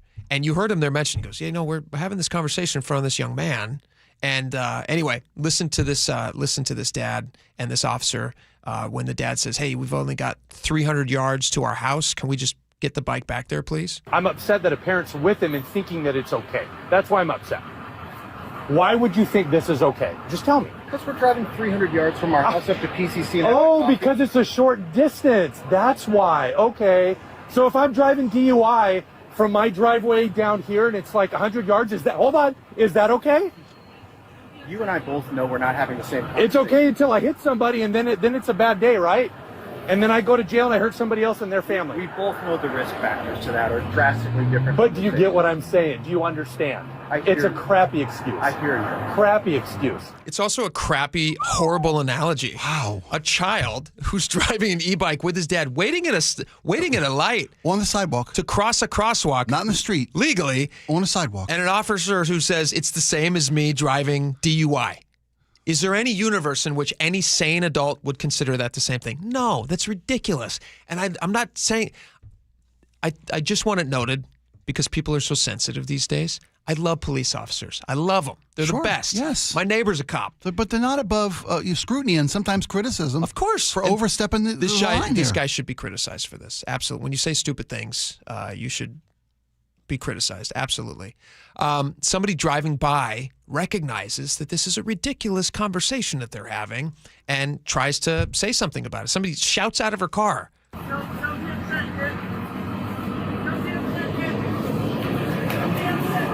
Just telling the officer to calm down. So here's the deal. If you guys cooperate with me, lock that thing up, come get it later, okay? I'll cut you all a break. I'm going to document your names. If I catch him on this again, anywhere in the city, okay? Unless it's your private property or private property somewhere in the city, that's the only exception. Okay? Then I'm going to take it and make you guys pay to impound to get it out. Okay. And then if I can prove you knew about it, you're going to get charged. With what? Well, what is he going to charge him? But the officer says it's a very serious issue. Well, there's never been a reason to communicate like this over much more serious issues, in my opinion. But clearly you demonstrated that it was a very hot issue for you. It's a hot issue everywhere. I mean, there's kids that are getting hurt on these things. I'm not saying that he's riding reckless, but we take it very, very serious, if that makes sense. This is the end of the encounter, and listen to this. I didn't want him to know he doesn't need to be afraid of you. No. But and hopefully he's not afraid of it. Like, it doesn't feel good. It doesn't seem necessary. I got you. And I think there's context for these conversations. Sure. So I appreciate you hearing me out. I'm definitely hearing you out. If you kind of knew better, but you think it was a short distance, I feel bad for you, because that's not very good. But you were humble and you admitted that, sure, I could have handled it better. He just got it. We're not going that far. I get all the sides of that. When you hear that audio, like what could the dad have done differently? Nothing. I don't think he could have done anything differently. I think he handled himself like a respectable. He's a champ. Total champ. I love this guy. Yeah.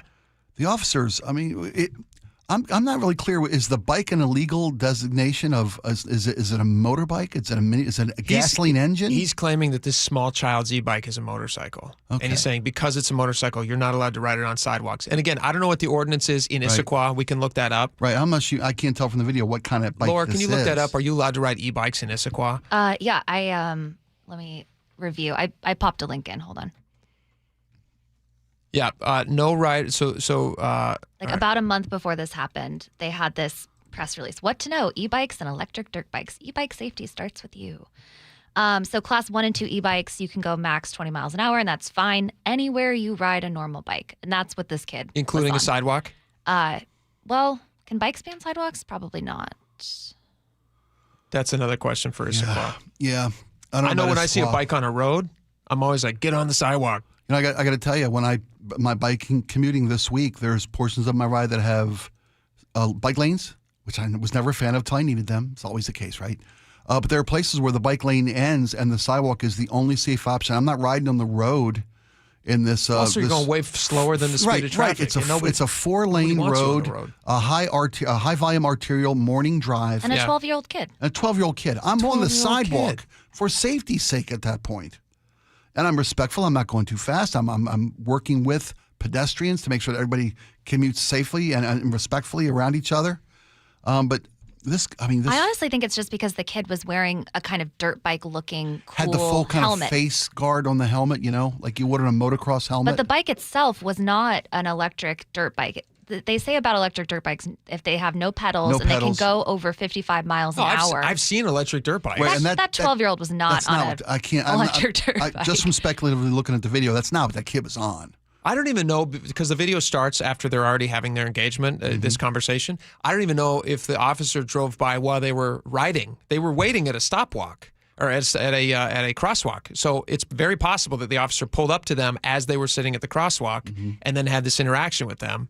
So, but his demeanor is the problem. Demeanor is way off. Yeah. I felt like he's rightly expressing that you should be careful to ride these things safely and to make sure that you're not exceeding speed limits and to make sure that you're not also putting pedestrians at danger on the sidewalk. Totally fine with that. It's also a kid. And, like I saw these teenagers, I don't want them riding on the sidewalk very fast. They were going like 30. It's nuts. If they want to buzz along and, lazily ride their bikes and not pedal, which is what children should be doing, they should be pedaling. The only thing this dad's guilty of, in my opinion, is getting his kid an e-bike. I mean, kids should be riding normal bikes, in my opinion, because it's good for their health, and you're just creating lazy kids. Whatever. That's my personal opinion, and that's obviously not widely held. But this officer, he comes in way too hot, and that's not good. Yeah. According to the place that originally posted this, Issaquah has since said that the officer was out of line and that no laws support criminal action in this scenario. That's what the original Seattle Submissions posted that, which is where I found this audio, Seattle Submissions. This again is, I don't even know. I don't think you need to do anything to the police officer in this case. I don't think you need to reprimand him. I'm not thinking his job needs to be in danger. No. But can he learn from the experience? It would be, I feel like he's going into this He's kind of mocking in tone to the dad, which I don't like. That whole, I guess I shouldn't drive drunk for 100 yards then, huh? Yeah, his analogies are way off. Unprofessional. Somebody needs to get him a book of analogies that are more effective. He also, I don't like at the end where he's like, well, I feel bad for you if you think that that's okay to, go this 300 yards because blah, blah, blah. A little false victory he's got to claim. Also, he makes him, he tells him, you got to chain this thing up and then come back and get it later. Like, what does he mean by that? You have to come back and get it in a vehicle? Can they not walk it back? They've lived 300 yards. Are they not allowed to walk it back? Is it illegal to walk a bike on a sidewalk? No, of course not. So I feel like he's playing fast and loose with laws that are not very clear and kind of making a jerk of himself. And, it misrepresents every experience that I've ever had with police officers, which are generally pretty good. Agreed. And generally when you're having an interaction with a police officer, as long as you don't elevate things, they also don't elevate things. Yeah, that's the way it should be. And his dad is being a dad. He's the adult. He's the adult. Yeah. So it's the whole interaction. I just was like very confused by it. It's a very confusing interaction. All right, I just want to play that for you so you could enjoy it as well. And we'll post the video if you want to watch the whole thing onto the Twitter page. All right, check it out. We have a lot more coming up. Stick around. We'll be right back.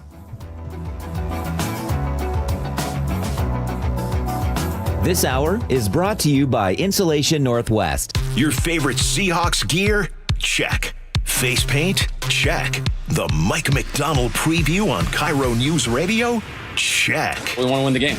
Seahawks head coach Mike McDonald joins the voice of the Seahawks, Steve Rabel, in the final interview before every Seahawks game. Friday mornings, the Mike McDonald preview, only on Seattle's Morning News. I'm really proud of the work that we've done. I'm proud of the guys' spirit. This is where the 12s hear the Hawks. KIRO News Radio, 97.3 FM. Hey guys, I want to tell you about my favorite roofing company, Valentine Roofing. When I needed my roof fixed, Valentine Roofing went the extra mile to get there fast. They got my roof looking like new again. The scheduling was seamless and easy. Even though I couldn't be there, they still got the job done. They sent me all of the details with a link to picture and video of the service. It was fantastic.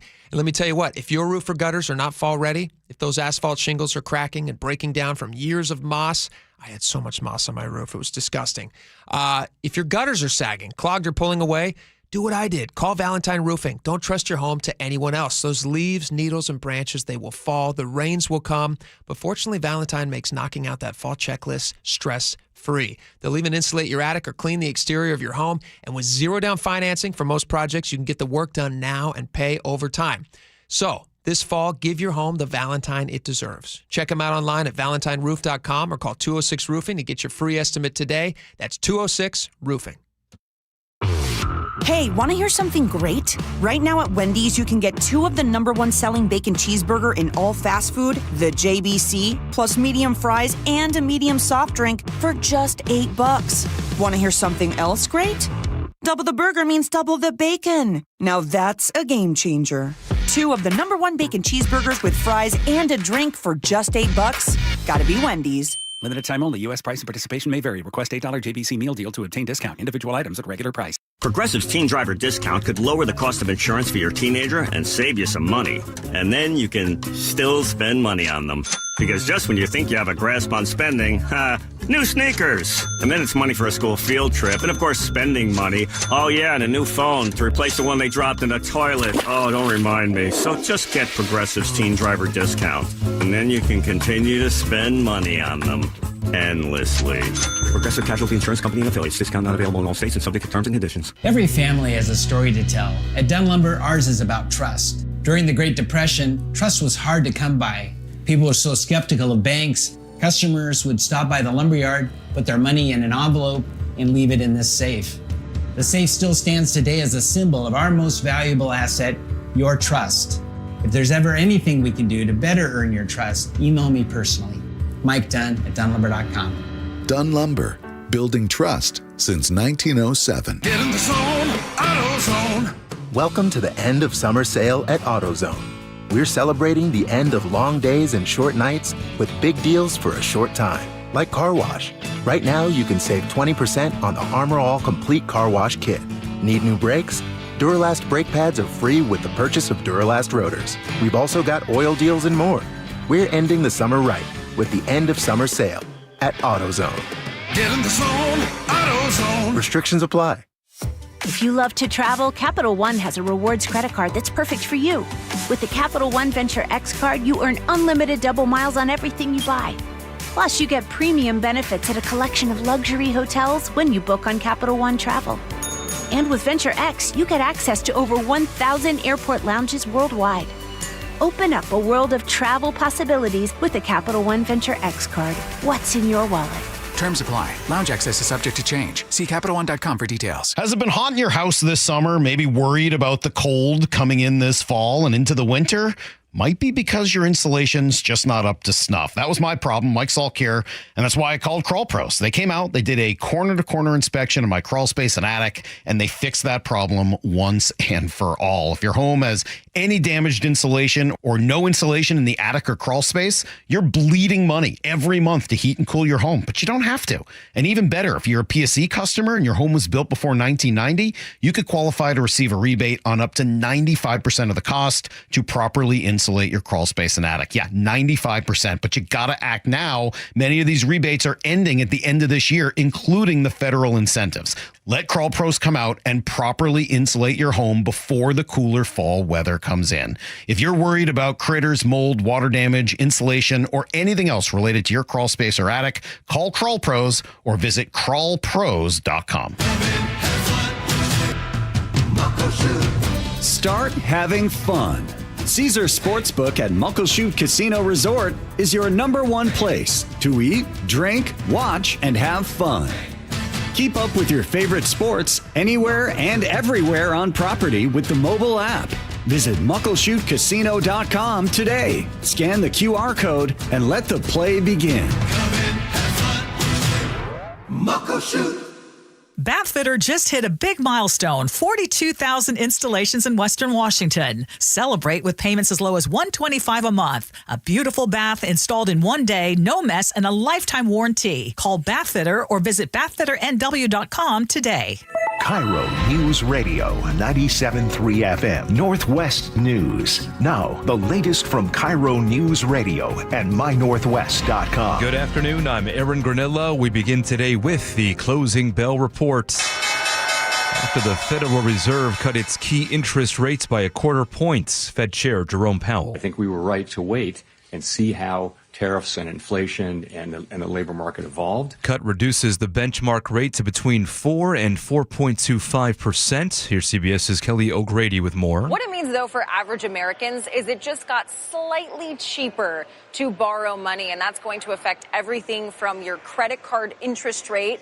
Not a lot, though, right, when some of those credit card interest rates are above 25%. But what it also may impact in the long run is mortgage rates. We have seen the 30-year fixed come down repeatedly over the last few weeks. Wall Street's ended the day mixed on this news. The Dow up to 60, S&P down 6, NASDAQ losing 72 points. Other news we are tracking today, the Seattle School Board is set to take up the issue of bringing Seattle police officers back to Garfield. This summer, there have been discussions with the community about the possibility of putting school engagement officers in Garfield High, where a student was shot and killed back in 2024 while trying to break up a fight. SEOs would be required to be trained in areas including youth mental health, disability awareness, de-escalation, and bias-free policing. The district pulled school resource officers from its campuses in 2020 after the killing of George Floyd. Frank Lindsay, KIRO News Radio. A dramatic scene on Seattle's University Bridge today when a car jumped the bridge while being chased by police. Traffic cameras captured the moment. At around 12:30, the drawbridge was closing and its caution arms were down. Police did not chase. We are working to find out if they ever caught up with that driver. No injuries reported. At 1:32 now, we turn to the real-time traffic desk with Nate Connors. Thanks, Aaron. Let's see. Let's start with our closure out there in Aberdeen. It's actually no longer closed. Traffic is alternating on Highway 12 at Sargent Road, where a collision had the roadway shut down in both directions, but now they're alternating at the seam. I don't have any cameras out there to see exactly what we're dealing with, but I can see that westbound 12 is mostly clear. It's eastbound 12 that has a 1 mile bumper-to-bumper backup. Southbound 167 is filling in between Algona and Sumner. Seattle to Federal Way is wide open. North 5 slows a bit approaching the West Seattle Bridge. By the time you hit I-90, you're in the clear. Linwood to Seattle is going to take you 25 minutes. It is crowded from Lake City Way to I-90 and South 405. Now thick between Southeast 8th through Factoria. Bellevue to Renton approaching 25 minutes. Everywhere else, we're still looking great. KIRO News Radio, real-time traffic. I'm Nate Connors. And your forecast now brought to you by State Roofing and Exteriors. Clear skies today, pleasant temperatures, highs in the low 70s. Right now, 73 in downtown Seattle. I'm Aaron Granillo, KIRO News Radio. Your best source for local news. You're listening to KIRO News Radio, Northwest News.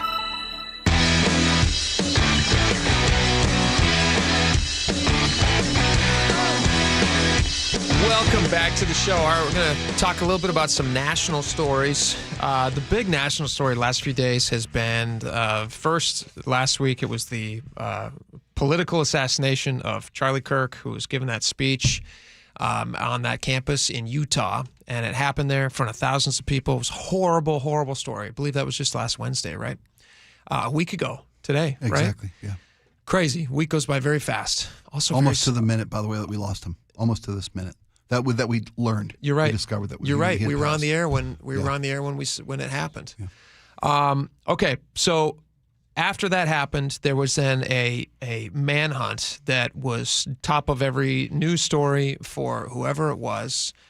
There was somebody arrested initially, and then they released that person. And there was a second person arrested, and then they ended up releasing that person. And then there was, I should say, the first person they arrested they didn't release, but they said he wasn't the killer.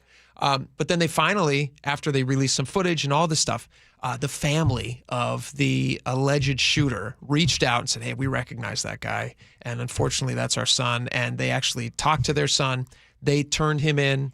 And they convinced him. They convinced him to come in. They convinced him to not kill himself, which he said he would prefer to going to jail. Yeah. They brought in their family's religious, their pastor, I'm not sure the right terminology. Yeah. Want to be respectful. And together they convinced this young man that the right thing to do was to surrender himself to authorities. So they all surrendered him to authorities. I believe fully cooperating, yeah. Thursday night, a little over 36 hours after the initial incident. Correct. And then there was a bunch of information that people were wondering, like, well, how did this happen? Who was he involved with? Where did he decide that this was the guy he was going to try to kill, allegedly, if he did it? And then they charged him. Yesterday they charged him, and they released a bunch of information in those charges. Oh, yes. And some of the information that came out was that he was in a relationship with a person who is a biological male who's in the process of transitioning to a female. Do I have that right? Yeah. Does that sound right? That was respectfully said, yeah. So now the conversation is, what does that have to do with anything? What does that mean? Obviously, there was things written on the bullet casings that would suggest certain things. And this was an interesting part of the conversation that is now happening. ABC reported on something like this. Montel Williams on CNN had a take, and they're both kind of in the same vein. And I want to discuss that with you and get your thoughts on this. Sure. This was ABC News chief national correspondent Matt Gutman, who was had this to say about those. Just right after that exchange was released to the public, after those charges were filed in Utah. And then those text messages, and I don't think I've ever experienced a press conference in which we've read text messages that are so fulsome, so robust, so apparently, allegedly self-incriminating, and yet on the other hand, so touching, right? With the suspect reaching out to his roommate, who is allegedly his boyfriend, who we understand identified as male at birth, now identifies as female. And the terminology he used, he was trying to protect him. He kept calling him my love. My reason for doing this is to protect you, but also asking him to delete the messages and not speak to law enforcement. So there's this heartbreaking duality that we're seeing very tragically playing out. Yes, Mike, go ahead. No, saying it's, I hear what he's saying there, and I had the exact same reflection or in feeling when I heard the state prosecutor of Utah, Jeff Gray, yesterday releasing this information to the public upon the charging. Yeah, and they read out that text chain between the two. I think the point of the text chain release is obviously it's very incriminating. Yeah. It also it speaks to a number of things that he's been charged with. One would be that he was attempting to say, don't talk to exactly. Don't talk to he's authorities. asking him to obstruct justice. Yeah. Destroy evidence. And basically, it sounds like an admittance of guilt. Yes, I would say so. So they're talking about these exchanges, and Montel Williams on CNN. So you hear Matt Gutman there talking about how, like, boy, it's such a horrible thing he did. But he also, it sounds like they had a real unique connection, love story. Yeah. Montel Williams had this to say. There are people who are trying to pigeonhole this as a leftist thing and a right thing.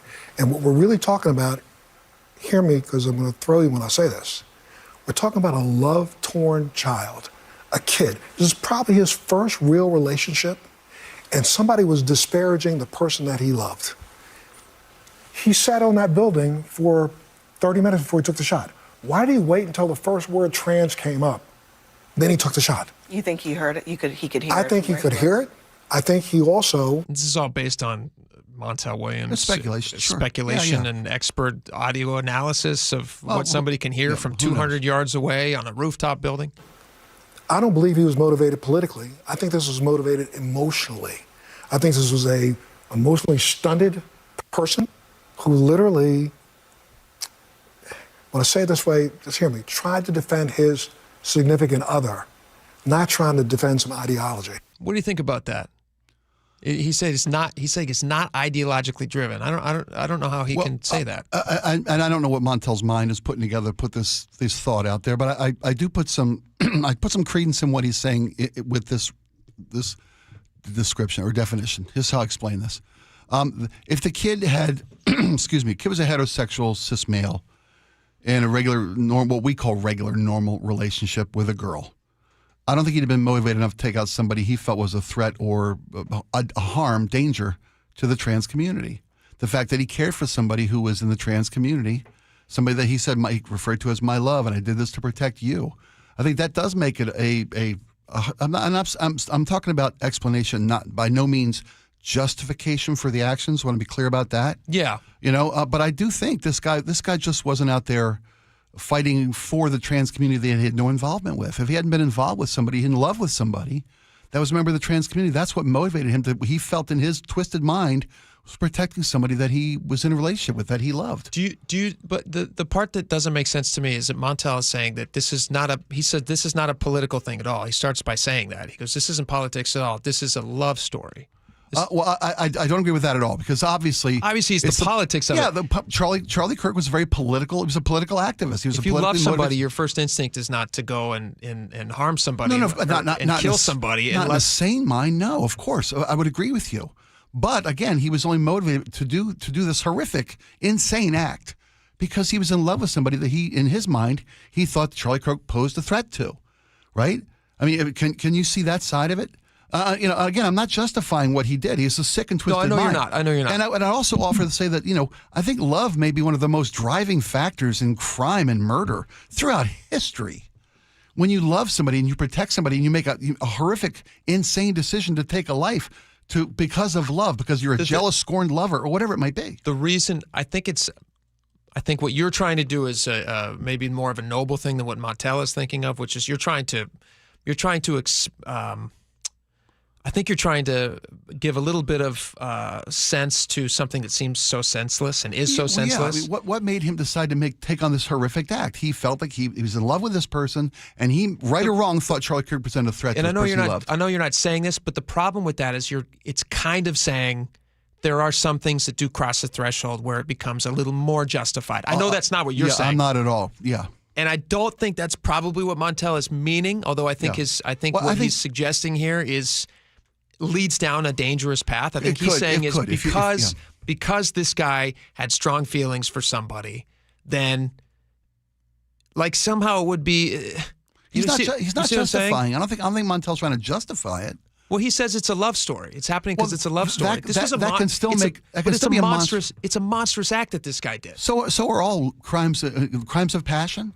Crimes based on your love or your scorn of love, your loss of love, betrayal of love. Those are all insane actions, but they're driven by your feelings of love. You feel like you've been horrifically wrong. Someone you love is in danger. I don't think the motive is love, though. I think the motive is because he hated what this guy had to say politically. About somebody he loved. But it's not, but those are two different things. Agreed. The motive is that he hates this guy's politics and he wants to shut him up and stop him from saying things. And I think anybody, there's a lot of people in this world who didn't like what Charlie Kirk had to say. Okay. Yeah, but they didn't kill him. I know. No, and again, I'm not trying to justify what this sick person did. Yeah. This is a madman. But that took a life. That to me is what it sounds like Montel is trying to do by saying that, because it's love, then we should look at him in a slightly different light. I hope he's not trying to say that, because that's nuts. Is that not what it sounds like a little bit? Like when you hear Matt Gutman of ABC saying, like, it's this juxtaposition between this monstrous act. It was a duality, but yeah. Boy, this guy had such an intense love for his partner. That's what drove him to madness, right? And I think, or Montel screws up when he says it's not a political violence. Of course it is. Of course it is. It's interesting to me. It sounds so crazy to me when I hear them say it. Okay. It's just those two things don't add up to me at all. Well, that's what led to the insane act the guy committed. It's not supposed to make sense. When somebody takes a life, we're not supposed to be able to make sense of it. Well, we want to try to, so that we can try to prevent it from happening again in the future. Yeah, sure. But we'll never be able to. But this is a political killing, right? Yeah, this is not a love killing. This is a political killing. Yeah. Yeah. Well, I think we're probably closer on that one. I mean, I know we're out of time. Jodie Foster killed because the guy he shot at Ronald Reagan, right? The guy who was at Hinckley, who shot Ronald Reagan, injured Brady, to impress Jodie Foster. That wasn't a political crime. That was a crime of passion by a madman. He was a madman. This guy's not a madman. Who isn't? This Tyler Robinson guy. He is. He's a 4.0 student who's at college. Well, how is he a madman? He decided that assassination was the solution to his problem. No, I mean, that's nuts. I understand that's that. All I'm saying. I think it's a horrible act, but that's a monstrous act. That doesn't mean that he's certifiably crazy. Well, I think John Hinckley Jr., who writes letters and thinks that he's in a long-term relationship with Jodie Foster, he's a much more person who I would think is mentally unstable. I think it's a monstrous, and I think just the monstrous act alone is you can't. No sane mind would come to that conclusion. I'm saying that twisting it into like, this is a love story, and that's why it's a little bit different than a political killing. It's a political killing. Oh yeah. And this guy also had very strong feelings for this guy he was in a relationship with. Agreed. But I don't think he killed him because he's in love. That's not your first instinct when you're in love is to go kill somebody. No, not to a sane mind. No, not to a rational mind. Do you think he's insane? I think his act was insane. Should he be let off because of his insanity? I don't think so. So he's not insane. Well, I think it's an insane act to take a life.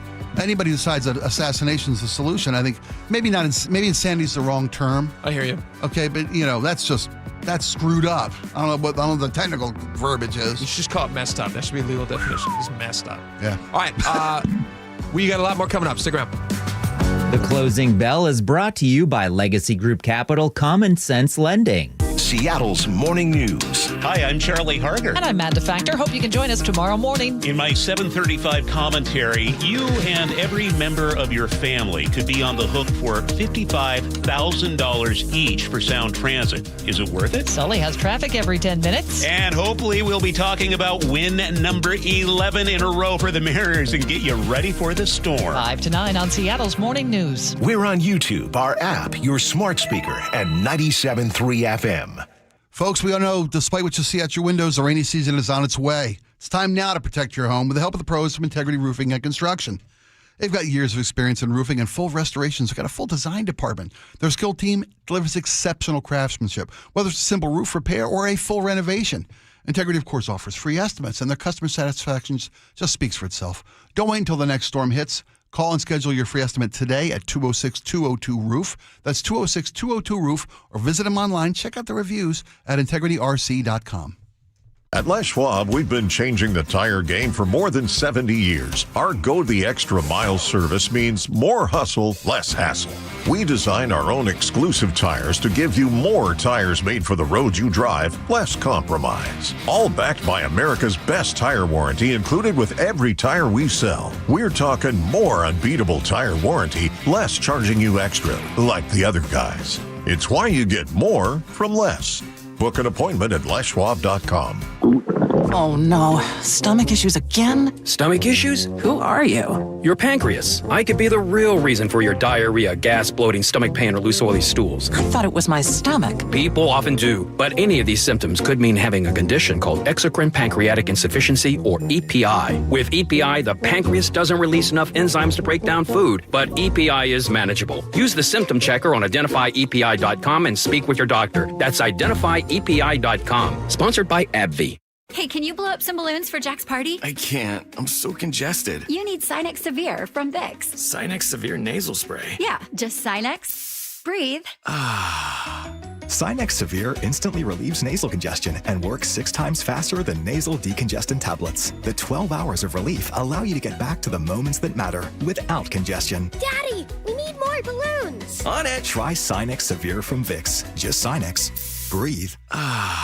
Use as directed. G. Scott here with Jonathan from DUI Heroes to tell us how the legal team at DUI Heroes treats new clients. What we always do is recognize the human being behind the charge and treat them the way we would want to be treated. All of us take care of you together through the entire process. People make mistakes. If you or a loved one has been accused of DUI, call DUI Heroes and speak to a lawyer who will listen and be there for you. DUI Heroes can help you. Call 1-800-DUI-HERO or DUIHeroes.com. The team that gave me back my full head of hair, Advanced Hair, is once again the winner of the 425 Business of the Year. Dr. Perungo and his world-class team begin regrowing your own natural hair the very next day. And Advanced Hair guarantees your new hair will grow, just like they did for me. Find out why Advanced Hair is the best of the best. With your free consultation, you'll receive $250 off and 250 free hair grafts. 425-449-8185 or advancedhair.com. I saw her texting, coming up to a stop sign, and so I saw the accident coming, and she T-boned us. In the blink of an eye, Crystal's life changed when she suffered a severe spinal injury. The pain was something I had never experienced before in my neck. I got massage therapy. I saw a chiropractor. I was prescribed muscle relaxers so I could sleep. I got depressed. Nothing was relieving the pain. Drugs, sleepless nights, and depression. Sound familiar? I'm Dr. Mark Shelley, a chiropractic physician and board-certified functional neurologist. At Sound Pain Solutions, our treatments include high-dose laser combined with spinal decompression and other comprehensive therapies to rehabilitate damaged discs. We use treatments that are non-surgical, FDA-cleared, drug and pain-free. I was able to get off my pain medicines, and I was able to sleep through the night, and that was what I was desperate for. To learn if you're a candidate for our treatment, call us. Sound Pain Solutions, 855-996-0025 or click soundpainsolutions.com. Have you heard the saying, chuck in a truck? The guy running a roofing company out of his messy pickup? Well, here's the scary part. Washington doesn't require a test or experience to be a licensed roofer, and they definitely don't require a brick and mortar location. Chuck could be working out of his apartment with 0 employees, hiring random guys off the street. Yikes. And the SBA says 90% of roofers are out of business within 5 years. Jim here, Chief Roof Nerd at RoofSmart, where we do things right. We have a real location on Central Avenue in Kent and a team of 50 full-time roofing pros who actually know what they're doing. We're not some fly-by-night outfit. We've put down roots, or in our case, a cement foundation, so you'll always know where to find us. No disappearing acts, no cut corners, just top-quality work from people you can trust. That's RoofSmart. Come see for yourself, or call us at 206-487-4877 or visit us online at getroofsmart.com. That's 206-487-4877 or getroofsmart.com. It's G. Scott. School's back and it's rally time. Time to rally around the campaign to keep kids healthy. Kids need fruits and veggies to grow strong and stay focused, but for families on tight budgets, that's not easy. Safeway and the Washington State Department of Health have teamed up and need your help. Every dollar you donate at Safeway checkout helps families in need. And with SNAP Produce Match, they get twice as much for the dollar. Next time you're at Safeway, please donate to keep kids healthy. All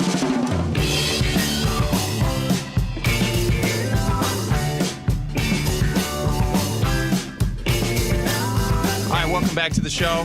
We're going to stick with our national news theme for the rest of this hour here, which is only a couple minutes. So I'm going to play this audio. This is a hot debate topic. The director of the FBI, Kash Patel, was in front of the Senate answering questions. He found himself in front of, who is this he in front of here? This is Senator Mazie Hirono of Hawaii. Mazie Hirono of Hawaii. Yeah. And they were having a back and forth about applicants to the FBI and the question of whether or not female applicants should be put to the same physical rigors as the male applicants came up. This was the exchange, and I'd love to talk about it. Now requiring applicants to be able to do a certain kind of pull-ups, which a lot of women cannot because of physiological differences. Are you requiring these kinds of pull-ups? We are requiring a physical program at BFTC at Quantico because FBI agents carrying guns in the field have to chase down bad guys and do really hard work. The physical fitness standards of those agents So are are being you requiring appropriately these assessed. kinds of pull-ups? We are requiring everybody to pass the 1811 standards at BFTC. If you want to chase down a bad guy Excuse me, and put the him in reason I handcuffs, you ask- better be able to do a pull-up. The reason I ask is that there are concerns about whether or not being able to do these kinds of harsh pull-ups is really required of FBI agents. Doing one Anyway, pull-up Mr. is not Patel, harsh, I and there are am always greatly medical concerned. exemptions to that. What do you think about that, Spike? Having to pass, for people who want to get in law enforcement, I mean, the criminals don't care who responds. They're going to try to get away. Yeah, absolutely. Should they be required, should women be required to do the same physical things as men in these in this training? To pass. Yeah, of course. He's not wrong. You have to be able to tackle a bad guy, put him in handcuffs. Yeah. I don't remember a big. Maybe I'm uneducated on the topic. It hasn't been brought up before in my circles. There's always been physical requirements of male and female FBI agents over the past, right? And police officers have Always, the same thing. yeah. There's and there are training that there are happens? different testing standards for male and female. There always have been. And what it sounds like Has to me, there? yes, of course. There's always been different? Absolutely. There are different standards. When you join the Navy SEALs or whatever, some different, and people can back me up. Text us if I'm wrong here, but I think I'm right. 888-973-5476. Men are required to do 10 full pull-ups. Women are required to do 3 half whatever pull-ups. There are different physical requirements to meet Side physical note, standards. If I ever find myself on the wrong side of the law, try to get in front of a female FBI agent, it sounds like, or a female cop. Well, here's the thing. There've always If been. what you're saying is No, true, yeah, that they don't have to have the same physical rigors as the men. There are different kinds of tests because there are physical limitations to a female body, which doesn't mean that she's not capable of subduing a suspect. Maybe not as capable, it sounds like. Yeah, maybe not as capable. A smaller agent is as capable as a male. Smaller male agent isn't as capable as a bigger male agent. There's always going to be physical limitations. Sure. Sounds like that under Kash Patel's leadership, the FBI has changed the physical requirement designation to make them more even between male and female. You're saying that. I don't know that. I don't know it's the case either, but it seems to me that there was she said changes that you have made to the physical requirements. So you are now requiring applicants to do a certain kind of pull-up, which a lot of women cannot do. Don't we want them to be able to do the same thing, though? I don't think it's necessarily the case. If they've up until this point, has there been a dearth, a dirge or whatever the correct word is, of where female FBI officers can't muster up the ability to do their job? No, I don't know that. I'm just questioning whether or not they should do the same thing. To me, that would be the only reason to change the test. Interesting stuff. All right, we got a lot more coming up. Stick around. Your favorite Seahawks gear? Check. Face paint? Check. The Mike McDonald preview on KIRO Newsradio? Check. We want to win the game. Seahawks head coach Mike McDonald joins the voice of the Seahawks, Steve Rabel, in the final interview before every Seahawks game.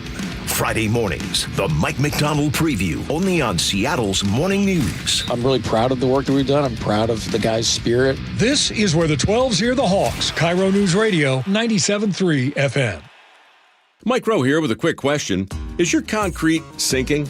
Whether it's your driveway, sidewalk, or patio, those uneven surfaces are not just ugly, they're dangerous. That's where Groundworks comes in. They use state-of-the-art concrete lifting solutions to prevent tripping hazards, and they're the best at what they do. Schedule your free inspection at groundworks.com/row. And while you're there, check out my latest dirty job. It's a good one. Licensed in all states where work is performed. See website for details. Protect your liver and give it the support it deserves with Active Liver from New Nordic. Find Active Liver in stores at your local CVS, Meijer Grocery, or online at Amazon or at newnordicusa.com. Tired of uneven heating, noisy systems, and high energy bills? The Quilt Ductless Heat Pump from Home Comfort Alliance gives you room-by-room control and serious savings with every system, and every system qualifies for max tax credits. Call the Comfort People at HomeComfortAlliance.com. Homes are sitting, but the bottleneck is about to break. Set yourself up for success by working with a team that doesn't just set up your listings and let it sit. The Novak team creates a marketing strategy that's hands down proven successful. Mike sold over 1,500 homes and guarantees to sell your home in 21 days. If Mike doesn't get your home under contract within 21 days, he sells it for free. That is no commission for Mike. Go to meetthenovaks.com. That's meetthenovaks, NOVAKS.com. So my mother is is thinking of switching from Verizon to Pure Talk, but she's worried the deal sounds too good to be true. Michael, she said, how can those Pure Talk people offer me the same basic service as Verizon for so much less money? I said, Mom, go ask Google how much Verizon spends on advertising and promotion. A few seconds later, my mother said, oh my goodness, $12 billion a year? That must be a typo. I'll tell you what I told my mom. It's not a typo. Verizon spends $12 billion a year on advertising and promotion, and their customers are paying for it. Well, Pure Talk doesn't spend that kind of money on commercials. Trust me, I would know. Consequently, they can offer you and my mother unlimited talk, text, and plenty of data on a blazing fast 5G network for just $25 a month. Dial pound 250 and say the words Mike Rowe, and you'll get an additional 50% off your first month. That's pound 250 Mike Rowe. Pure Talk. Everything you need and nothing you don't. Has it been hot in your house this summer? Maybe worried about the cold coming in this fall and into the winter?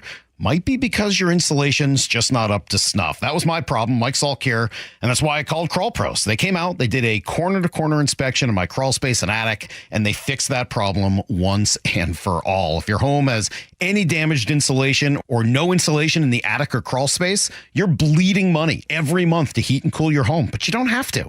And even better, if you're a PSE customer and your home was built before 1990, you could qualify to receive a rebate on up to 95% of the cost to properly insulate your crawl space and attic. Yeah, 95%, but you got to act now. Many of these rebates are ending at the end of this year, including the federal incentives. Let Crawl Pros come out and properly insulate your home before the cooler fall weather comes in. If you're worried about critters, mold, water damage, insulation, or anything else related to your crawl space or attic, call Crawl Pros or visit crawlpros.com. Out at the Wilcox family farm, our hens roam freely on fresh green pasture. But that means predators like coyotes and eagles are always nearby. That's where our team of Great Pyrenees help out. These gentle giants were born to protect, and they become a part of our family. Raised alongside the chickens from puppyhood. Our hens are raised humanely, our practices are organic, and our promise is simple. Fresh eggs straight from our farm to your table.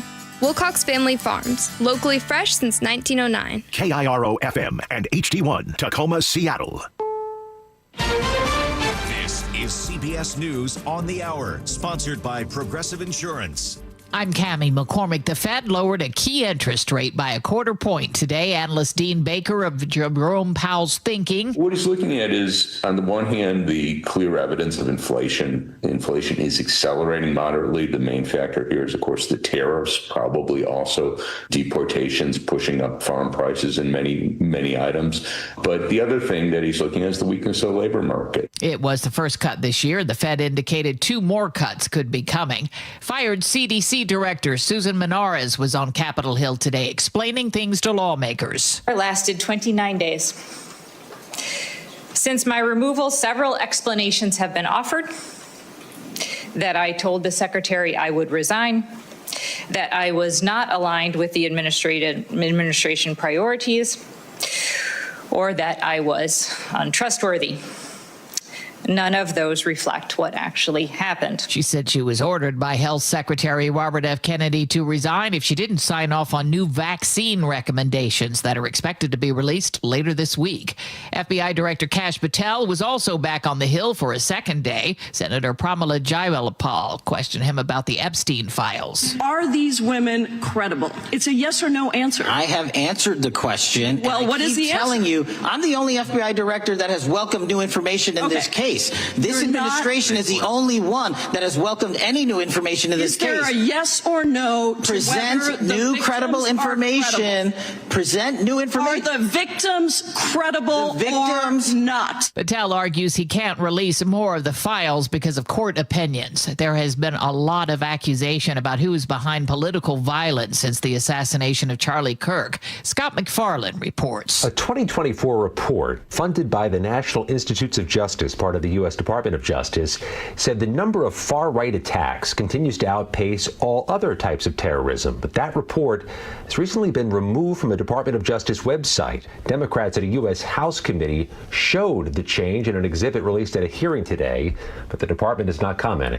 The European Union's announced its toughest plan yet to pressure Israel to end the war in Gaza. Tariffs could be increased on Israeli goods, that according to the EU's foreign policy chief. The aim is not to punish Israel. The aim is to improve the humanitarian situation in Gaza. The 27-nation EU has been split over the war, and it's unclear whether a majority will agree to the new measures. On Wall Street, stocks finished mixed. This is CBS News.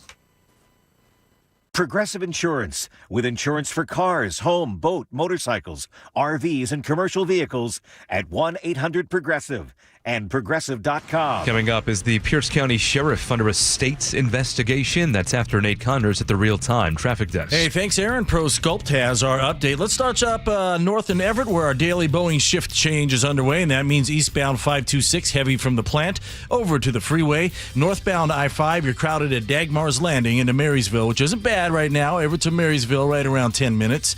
Seattle to Everett and Bellevue to Everett are both looking great, taking 35 minutes. North 405 is beginning to fill in through Bothell and Canyon Park.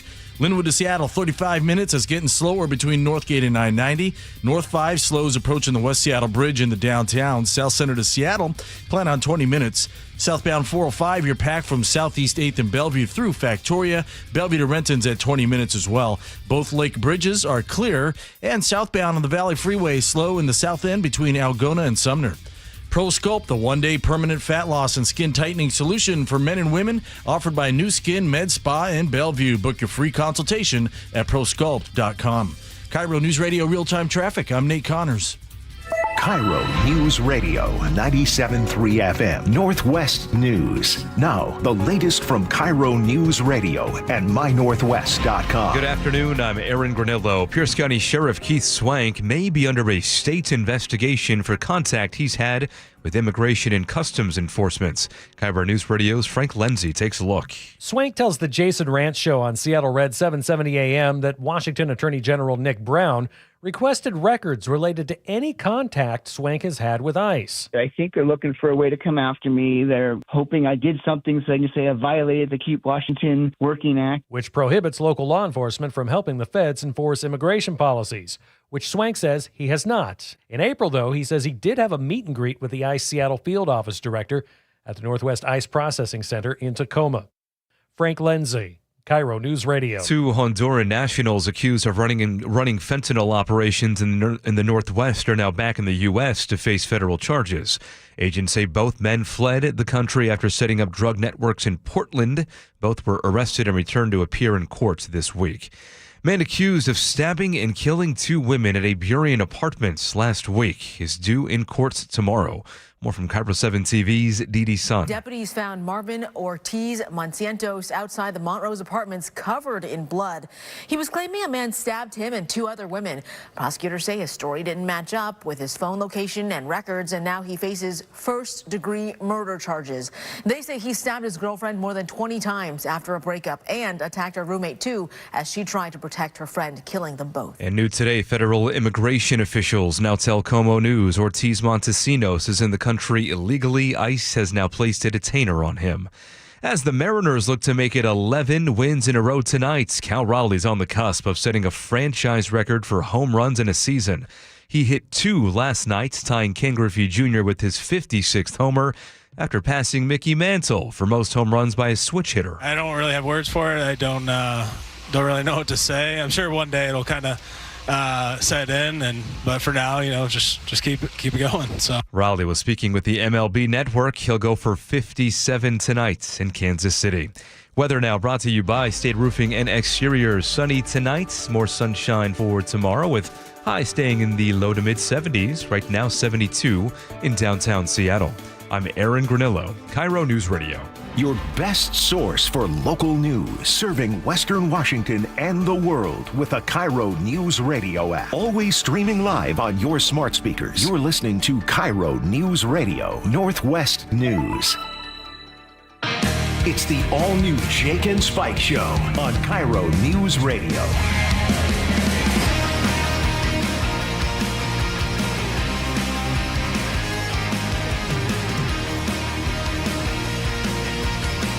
My audio not working? There you go. Your mic wasn't working. Was my mic not on? Nah, you kept turning mine on. I appreciate the sentiment. Come on, buddy. Welcome back to the show, folks. Need ya. I'm here as well. All right, a lot of stuff to get to, tons of stuff to talk about. In just a few minutes, the Toy Hall of Fame has announced their possible inductees. Oh, it's a big day. We'll talk about that in a few minutes. And I'd love to find out from the audience what your favorite toy was as a child. If I were to be asked, what's your favorite toy from a child? Like, what's the one that stood out? Instantly, I have it in my head. And I pulled a commercial for it. And when I was looking at this commercial earlier, I felt very old. Okay. Oh. Which we will talk. And I'm sure you have one as well. I do. I hope it's not the same toy. Maybe it'd be cool if it was. That would be neat. That'd be really cool. That'd be neat. Okay. All right. I want to talk about this real fast because I thought this is worth discussing. There was an article in the Seattle Times. It was like one of those guest op-eds. And it was written by Republican State Senator Mark Schessler. He is a fifth-generation wheat farmer. I think Schuessler, but I'm not. I could be wrong. Could be wrong. Schuessler, Schessler. Mark. One of those things. Our pal Mark over from the EW. State Eastern Senator Washington. Mark. There he is. 9th Legislative District. Fifth-generation wheat farmer, and he wrote Farmin' Ninth, we call him. The Farmin' Ninth. There you go. He was talking in this piece about how difficult it is to farm in Washington. They have to put up with all the normal stuff that farmers have to put up with. Incredibly difficult task. Drought. Yep. Too much rain. The flip side of that coin. Bugs, locusts, vermin. You can read about all of it in Exodus. But he talks about in the piece where he says there are a lot of people, speaking of Exodus, leaving Washington, little tiny farms in Washington, which make up 94% of all of the farms in Washington, of which there are 32,000. Really? Are small family farms. I'm shocked by that. Who are in tiny little communities. Okay. And they're not like sending their produce to giant, big agriculture. Big ag stuff. I thought the state would have much more big agro type farms. I mean, they have our a share. bunch. Yeah. I mean, you drive out through Eastern Washington. It's a growing place. Yeah. Unbelievable. You look up and find out who the biggest producer of potatoes is in the country. And I think we're right up there with Idaho. We might even beat Idaho, actually. We got apples. We got all the stuff. We got a lot. We got soy. We got it most all. of these farms are small family farms that are just little pieces of the community in these tiny little towns.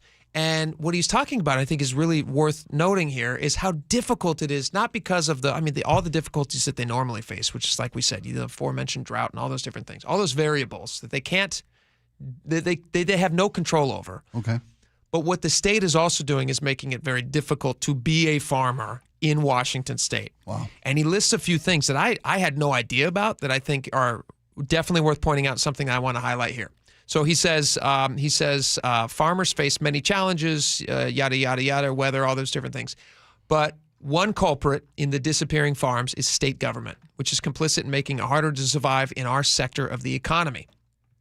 He says taxes, fees, and regulations are a huge reason for rising farming costs. For instance, Washington is one of only 2 states. I had no idea about this. Listen to this. Only one of 2 states that charges sales tax on farm machinery. The only other one is Hawaii. So in the rest of the country, even California, they recognize that farmers provide a vital resource to the rest of the country and the small communities. And they say, hey, we want to make it easier for you to do business. And in Washington and Hawaii, they are saying, no, we're actually going to charge you a special tax when you buy large farm equipment, which to me is crazy because with most businesses, like if you're in the CPA world or you're in any business, you can write off everything. You can write off purchases of paper. I mean, we are in the entertainment business or in the news gathering business. If we wanted to, if we were itemizing our stuff, you can write off your cable package. You can trust me. I got a guy. You got a guy. I got a guy. He's a CPA. Why, 25% of my home is used for working at home. There you go. My home studio. You betcha I do. Of course we do. Farmers don't Magazine get to subscriptions. Farmers don't get to do these same things. So you can't write off your farm equipment sales tax on your taxes? They have a special tax for large equipment. So he says the tax can be extremely expensive, especially when some of these items that you're buying are hundreds of thousands of dollars. I've seen these equipment, it's unbelievable. Like those wheat combine. Sure. Yeah, tractors, which if this guy, he would know. He's a 5th generation More than my wheat farmer. house. He says Washington also ranks near the top in several categories that hurt not only farmers but other small businesses. According to the Washington Association of Businesses, our state's unemployment insurance and workers' comp programs are the most expensive in America. And again, if you're running just a tiny little farm that employs a few people, that can be very costly. And then he gets into the part where I think There are people who can probably debate both sides of the workers' comp and all of that stuff. Okay. But the part that I think he's talking about here with the Climate Commitment Act, that I think everybody's going to agree that this feels unfair. Listen to this. He says the CCA has increased many of the farm's costs inputs by inflating the price of gas and diesel in Washington, for example, diesel fuel. We are going to talk about this in a few minutes with Chris Sullivan, who's got the hard numbers on how much more we're paying for gas and, for fuel, diesel, and regular gas. It's a lot. And they're just imposing that on us for something that they cannot even, they say themselves, they're not even measuring in a way that they're getting back to us. Right, so we don't even know if it's working. Results at all. Exactly. So he says, in the CCA, originally, it was supposed to exempt farmers from paying these higher costs. But the State Department of Ecology never implemented the exemption into law. So they just didn't do what they were supposed to do. How the hell does that work? How does that work? That's a great question. And now farmers, the only way around this is that farmers have to find a public directory they're trying to establish a public directory so that farmers can find these fuel sellers who can give them the non-CCA price, because you have to get a special designation to do that. I get it. But why put that on the farmer? But why are you putting that on a farmer? Why are you making it more difficult for them to do this job? Also, this is interesting that Seattle Times points out in a 2023 story that labor expenses were 462% higher in Washington than the national average, according to the American Farm Bureau Federation data. These are higher. These costs, he says, are due to laws imposed by the legislature and other state agencies. And when you think about how much these people are already having to work around weather, global markets, which are very, very, they go up and down. Sure. Talk about tariffs. That's a topic that most people are very well familiar with by now. But to have all of these, especially the CCA one, feels like a punch in the gut, doesn't it? Yeah, a little lower for me, but yeah, I get what you're saying. Because it's self-imposed and it's unnecessary, and to put that on the farmers and to make them pay that extra tax on those huge, that expensive equipment that they absolutely have to have in order to do business, and to keep people employed and keep those farms running. Don't we want an economy that helps these small farms, of which 94% are small family farms? I was jaw-dropping at that figure. Yeah, of course, I would think we do. Good luck not having them in our state. Good luck trying to find food without their work. He says in the last 4 years, they've lost 4,000 farms have disappeared between 2017 and 2022, according to the Census for Agriculture. That's a lot. And those are small family businesses. Many of those have been doing it for generations. You bet, yeah. Legislators out there, like, make it easier for farmers to do their job. And don't charge them these insane prices for this CCA nonsense. We're all feeling like it's nonsense now. If you're not able to show us numbers. It's like we're so quick to give tax breaks to somebody with a distribution warehouse. Yeah. How about the guy filling it for you? How about the guy growing it in his fields? 100%. Absolutely. Wow. All right, and this is a great excuse to play this. I always thought this was so great. Dory introduced this to me. I'd never heard this before. I was working for Dory. But you remember Paul Harvey? Oh, come on. Yeah. Look who you're talking to. Laura doesn't know who Paul Harvey is, I'm sure. Do you know who Paul Harvey is? I have no idea. I'm Spike, so sorry. Educate the young It's your lady. grandpa's radio. Paul Harvey was a national commentator who read a daily piece where he just talked about the stories and news of the day. And he spoke to, it was a throwback to a time where radio was the primary source of communication for most of America. Before every home had a TV set in their kind of house. the common thread that bind Paul Harvey. together. Everybody knew Paul Harvey. Any good day? I wish I could do a good Paul Harvey. You'll hear it in a second. Yeah. But he has a commentary on a farmer. It's called God Made a Farmer, and it's or God Made a Farmer, and it's beautiful. And it describes the hardships, and it describes the passion and the courage that these people have to go through just to carve out a little piece of heaven for them. Anyway, it's great. I want to play it for you. Here it is. And on the 8th day, God looked down on his planned paradise and said, I need a caretaker. So God made a farmer. God said, I need somebody willing to get up before dawn, milk cows, work all day in the fields, milk cows again, eat supper, then go to town and stay past midnight at a meeting of the school board. So God made a farmer. God said, I need somebody willing to sit up all night with a newborn colt and watch it die, then dry his eyes and say, maybe next year. I need somebody who can shape an axe handle from a persimmon sprout, shoe a horse with a hunk of car tire, who can make harness out of hay, wire, feed sacks, and shoe scraps, who planting time and harvest season will finish his 40-hour week by Tuesday noon and then pain in from tractor back put in another 72 hours. So God made a farmer. God said, I need somebody strong enough to clear trees and heave bales, yet gentle enough to yean lambs and wean pigs and tend the pink-combed pullets, who will stop his mower for an hour to splint the broken leg of a meadowlark. So God made a farmer. It had to be somebody who'd plow deep and straight and not cut corners. Somebody to seed, weed, feed, breed, and rake and disc and plow and plant and tie the fleece and strain the milk. Somebody who'd bale a family together with the soft, strong bonds of sharing.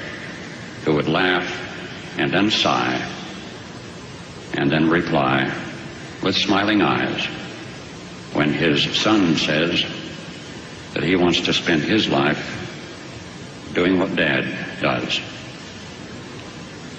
So God made a farmer. Wow. Isn't that sweet? Sums it up, man. It sums it up. It does. I grew up in farm country. I still live up in farm country. These people work very hard. And when I saw this article, I just want to highlight it. And Bob Ferguson, governor of our state, he needs to work with folks to make it easier for them to do business, because this is crazy. And this CCA thing, I hope there's a growing trend of people who are. You can feel how you want about climate, but if you can't back up your CCA with stats, if you can't show people that it's getting bad, and you're forcing this on people. The cool thing about this for Ferguson is that he doesn't even have to own it unless he keeps it going. Right. Jay Inslee owns this thing. Yeah. This was a Jay Inslee baby. He set it up. This is his legacy, and I don't like it. And I know a lot of people feel like it's picking their pockets. And I hope that they do something about it to the extent that they can. All right. Can we talk very quickly before we run out of time here? The Toy Hall of Fame is announced that they're going to be considering some new toys to be inducted. One of them is Snow. Believe it or not. What? Yeah. Is it a Lifetime Achievement Award? It's just like climate change is real. What? They're saying that Snow has now been recognized as a toy? Well, it's not yet. It could be inducted as a toy. I think Snow would qualify. Okay. Here's some other things that are on the Toy Hall of Fame that have qualified. Blanket. It was inducted in 2011. Ball in 2009. But these are all, yes, they're simple things. It took them until 2009 for Ball. To recognize Ball? Yes. That was a long campaign. To be fair, I don't know how long the Toy Hall of Fame has been open. But yes, gosh. Ball is on there. Nintendo Game Boy, which was inducted in 2009. Teddy Bear was inducted in 1998. Oh, my God. Domino's was inducted in 2012. There's just a ton. I think Stick is even in there. To be fair, the hall was established in 1998. There you go. Yeah, so it's fresh. So they had a little catching up to do. Cabbage Patch Kids. That would probably be my sister's. She had a ton of Cabbage Patch dolls. So funny. Spike, what was something that you had as a child that you think could be inducted into the Toy Hall of Fame? I hope every generation experienced and enjoyed this. I think my generation was when it came to public awareness and full saturation. Lord, do you have the commercial for it real quick? Let's hear it. I think you'll be able to, it sells itself. People. They're the fastest metal cars you've ever seen. Oh, yeah. Mattel's new Hot Wheels. Sweet. Hot Wheels, baby. Hot Wheels. Oh, man, the track. Yeah. Oh, we had track from one end of our house to the other. Yeah. Guys would come over our house and bring all their track. We'd have to put your initials on the bottom of your track. Really? And we would put mega sets together. And used to have those stations that would relaunch the cars down straightaways or into curves. My kids the power boosters, right? We have 1,000 Hot Wheels are the greatest. They're also a huge pain in the behind. When you step parents. on them, it's dark. They're horrible. You have to pick them up everywhere. They're everywhere. The tracks. Yeah, you do. And the kids use the tracks as swords and just smack each other with them. Oh, trust me, I've had it used against me in a disciplinary action in the past. I can sure. tell you that. Yeah, yes, sure. I have. Laura, do you have a toy that you remember from childhood that you think should be inducted? Have they inducted those wooden rail tracks yet? Oh, like the train? Yeah, like the Thomas the Tank Engine. Those are fantastic. I loved those. Yeah. We would create, my sister and I, we called it like Tiny Town. We'd have all the little, like our Barbie dream house and all the little things with the buttons you could push that would, speak to you as if Barbie was in the house. Oh my gosh. And we'd set everything up and then we'd connect it all with the train tracks. Like you're building this whole world in your basement, I loved those train tracks. They're actually still really fun because I have very little ones and they still play with those Still trains. play with Thomas and everything? The younger ones do. Yeah. And the cool thing is those trains, I don't know if you guys had these, but those trains have like little battery powered engines. So you can hook up like 10 or 15 of them to them and they go really slow. But that's new. It's pretty cool. That's awesome. Yeah, and they'll just toot around the whole thing, and it's pretty fun. My sister married a model train enthusiast, to put it as kindly as I possibly can. That I know that. It's a slippery slope. I love the guy. He's a great guy. He's done well for the family. He's doing fine. Yeah. But he's got an engineer hat. And his parents ran a model train store. That's fantastic. He was born to it. Yeah. Model trains are sweet. Sweet. Yeah, they're super fun. Yeah, you have to find actually for your boys like a model train store. That was my favorite place to go when I was a kid. Yeah. Just to look at all the miniatures. Okay, good. And the old guys in there will talk to you forever, like as long as you want. They will. We have one. My father-in-law, rest in peace, he had a bunch of model train stuff, and he had his original train set from, is it Lionel? Lionel's the train company, you bet. He had one from like the 1950s that he got when he was very young. O-scale, the big one? It's not the O-scale. Okay. No, it's a smaller one. The O-scale are super expensive, yeah, they actually. are. They're really expensive. HO is the one we all play with. He still had his all these years later, and he saved it. And so every Christmas we set it up and it goes around the base of the tree. And so every year we do that, and it's like it's the funnest thing. You have a village? You put a village together? We don't have the full village. Okay. We just have the track. Man had the plywood we'd put in the basement every year, bring it up every year, put the houses up, run the lights. That's awesome. Cotton snow. That's so fun. Greatest. Oh man, I'm excited for Christmas. I got this one year because my birthday is on Christmas. Okay. And this was my childhood toy. I don't think it rises to the level of Toy Hall of Fame, although it would for me. Do you guys ever heard of creepy crawlers? Do you guys remember these? Okay. 1992 is when I saw them. They probably also had them in the 60s or 70s, and I just had the updated 1992 is this version. the one where you melt the plastic and make your own? Yes. Yeah, baby. I had the one that burned people. There you go. The original. They're squirmy and wormy and purple and green. The grossest little creatures that you've ever seen. Creepy crawlers. So campy. When I was a kid, I was like, "Oh, this is the coolest thing in the world." Awesome. Because I had a sister to creep out, so I would like make little things and toss them at her. You had the molds. You put the little plastic. Yeah, then you squirt in plastic. Yes, and they bake. And you kind of like end up lighting plastic on, like basically. I don't think it's healthy for people to do. In fact, I don't know if they're still around. I don't know. I would be surprised. So toxic yet so fun. They are so toxic and fun. They are fun though. They also look like candy, which is probably another reason they stopped making them. All right, let us know on the text line 888-973-5476. Chris Sullivan coming up next. Stick around. This hour is brought to you by Sharp Vision Modern LASIK and Lens. Seattle's Morning News. Hi, I'm Charlie Harder. And I'm Amanda Factor. Hope you can join us tomorrow morning. In my 7:35 commentary, you and every member of your family could be on the hook for $55,000 each for Sound Transit. Is it worth it? Sully has traffic every 10 minutes. And hopefully we'll be talking about win number 11 in a row for the Mariners and get you ready for the storm. 5 to 9 on Seattle's Morning News. We're on YouTube, our app, your smart speaker, and 97.3 FM. Get in the zone, AutoZone. Summer's almost over, but the heat is pressing on. If you've got battery trouble, stop by AutoZone for free battery testing. It may just need a charge, and we'll do that for free too. If you do need a battery, we've got options starting at just $89.99. And we'll recycle your old battery for free. Now that's a strong start.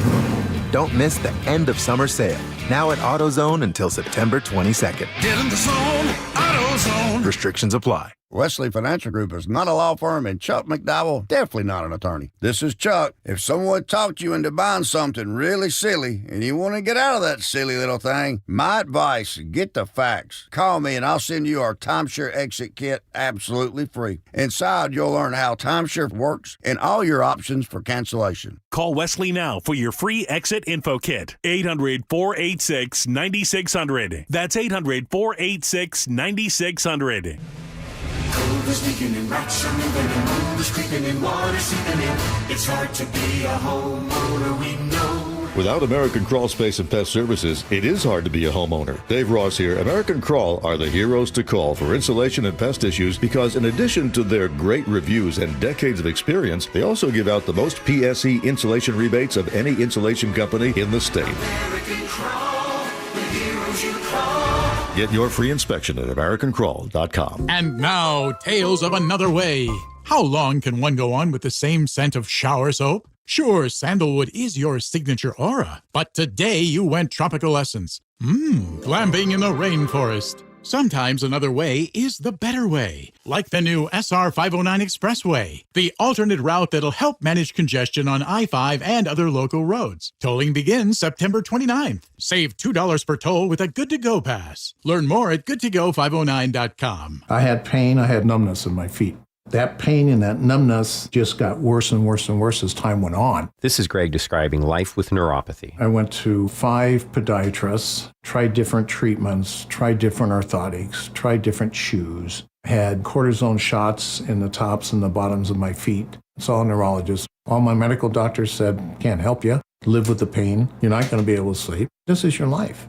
And then I just gave up until I found Sound Pain Solutions. I'm Dr. Mark Shelley, a chiropractic physician and board-certified functional neurologist at Sound Pain Solutions. Our neuropathy treatments can rehabilitate damaged nerves. We use FDA-cleared, non-surgical, drug and pain-free procedures that help neuropathy sufferers like Greg find relief. I feel better. I mean, just feeling better is huge. If you experience numbness, shooting or burning pains, or loss of balance, call us. Sound Pain Solutions, 855-996-0025 or click soundpainsolutions.com. When I needed some work done on my roof, there was only one company to call, Valentine Roofing.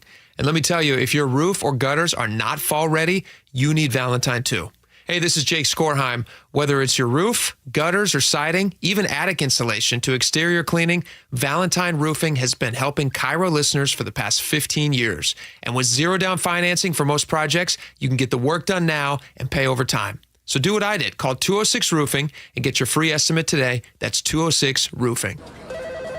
Comcast Business High Five Hotline. What's the state of your excitement? I signed my business up for the 5-year price lock guarantee, and I can't stop high-fiving people. High five! Okay, deep breath. High five. You're in a good place. You signed your business up for 5 years of gig speed internet and advanced security, all on our ultra-reliable network. Gig speeds and advanced security? I'm so stoked. Yep, and you get it at a great rate that's locked in for 5 years. Woo! The high five is just your body's way of saying, I'm winning.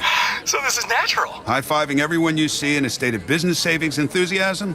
Totally natural. Sweet! Thank you! Thank you!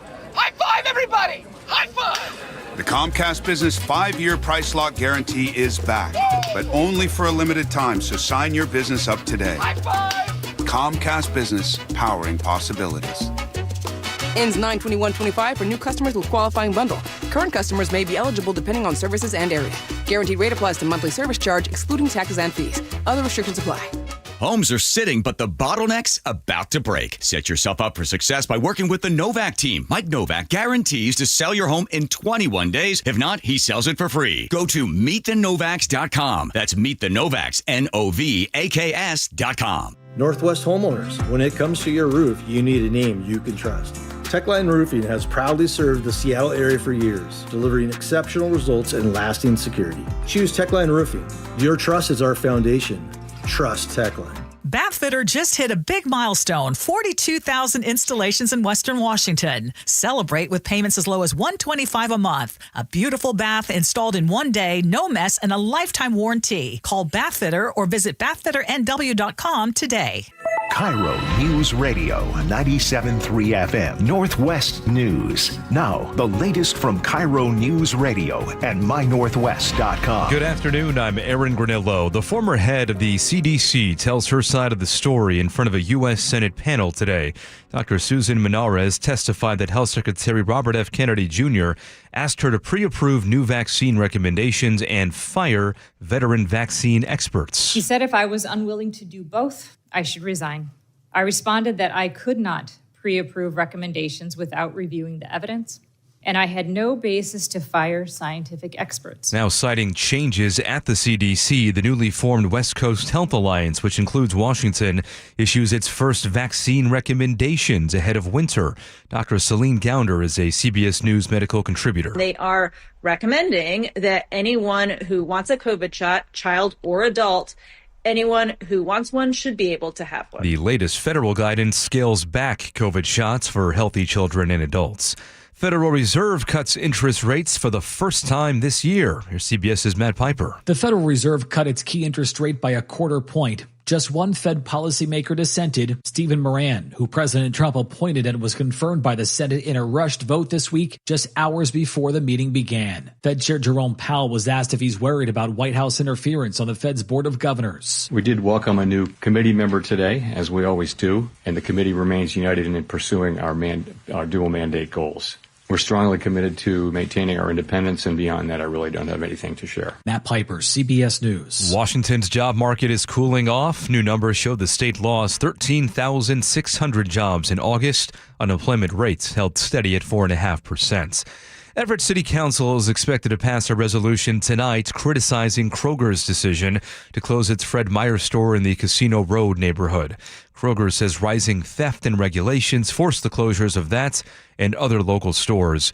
Everett Mayor Cassie Franklin disputes that. She says crime has dropped 80% thanks to city efforts. We put in the effort. We made those investments, yet the store didn't continue to invest in their facility. Kroger says all employees will be offered jobs at other locations.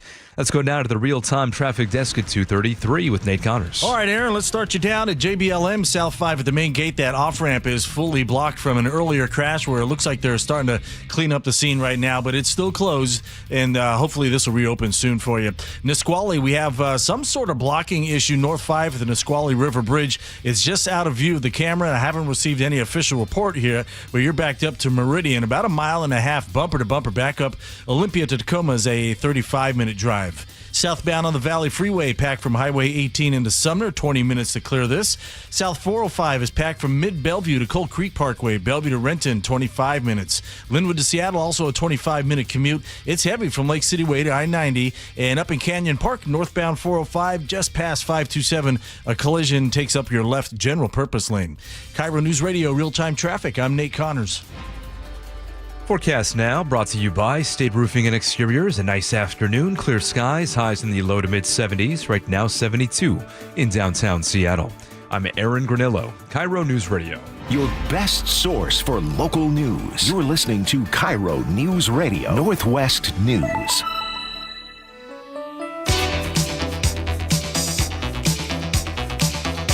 Welcome back to the show. Thank you guys so much for hanging out with us. I'm very excited to talk about some hot button issues with a hot guy. Wow. That's a weird intro. Yeah, Chris Sullivan. It is. Chris Sullivan is joining us right now. I haven't been called hot, and I'm not sure if I ever have been. He's looking uncomfortable. I'm feeling uncomfortable. Maybe Rush Week back in college. I've seen pictures. Wow. You earned it. All right, Chris Sullivan's here to talk about two things we're going to cover. Okay. We now have reached number one. Everybody's very excited. We have the highest gas price in the nation. Yep. Secondly, I would like to talk with you about Sound Transit and the runaway train in spending that we can see happening over there. Yeah, it was funny because yesterday I was listening to your show as you were talking about it, and I was driving going, I knew the answer, but I'm not there. That's why you're here. Okay, perfect. All right, let's start with gas prices real fast. Let's start with gas prices. I think Seattle right now has a gas price. What was it, $4.84 a gallon? Is that what the price Something was? like that. I didn't look at the actual that was numbers it's going today. up by the minute. It fluctuates, yeah. It's basically $1.30, $1.40 more than the national average. Yes, and we passed that pivotal above California mark. And Hawaii. That everybody measures things by. That They bring yardstick. gasoline to Hawaii by canoe. Yeah, how can ours be more expensive? I think the whales tow it. They have little barrels and they tow it. Yeah. So you know what's crazy? So I used to live in Hawaii. Just as a quick side note, I think you can it's ridiculous, the gas prices there, but at least you can justify a little bit more. You can justify the high gas prices. It's the most secluded island chain in the world. It's farther away than anywhere else in the world. Everything's flown in except the pineapple. So why do we have such high gas prices in Washington? Okay, a couple of different things. Let's not forget we had a 6-cent gas tax increase that went into effect in July as the legislature is continuing to use the gas tax for that. So we had that. Then, of course, we have there were some refinery issues. You know, there were some issues where a couple of things were not going at full capacity. When that happens, prices go up. We saw a corresponding rise in Oregon as well. So that's how we generally look at these things when you look at places that are getting their gas from the same places, like Oregon, Washington, Idaho, all kind of comes down through Anacortes, and we kind of work our way. So we use Oregon, Washington, Idaho to kind of gauge, well, if it went up 50 cents and Oregon went up 50 cents, and Idaho maybe didn't quite because they don't have as good. So you're kind of like, okay, it's kind of comparable. Because Oregon went up pretty significantly, too, with this refinery slowdown that they had. Plus, their gas tax, I think, went up 10 cents over the summer in Oregon.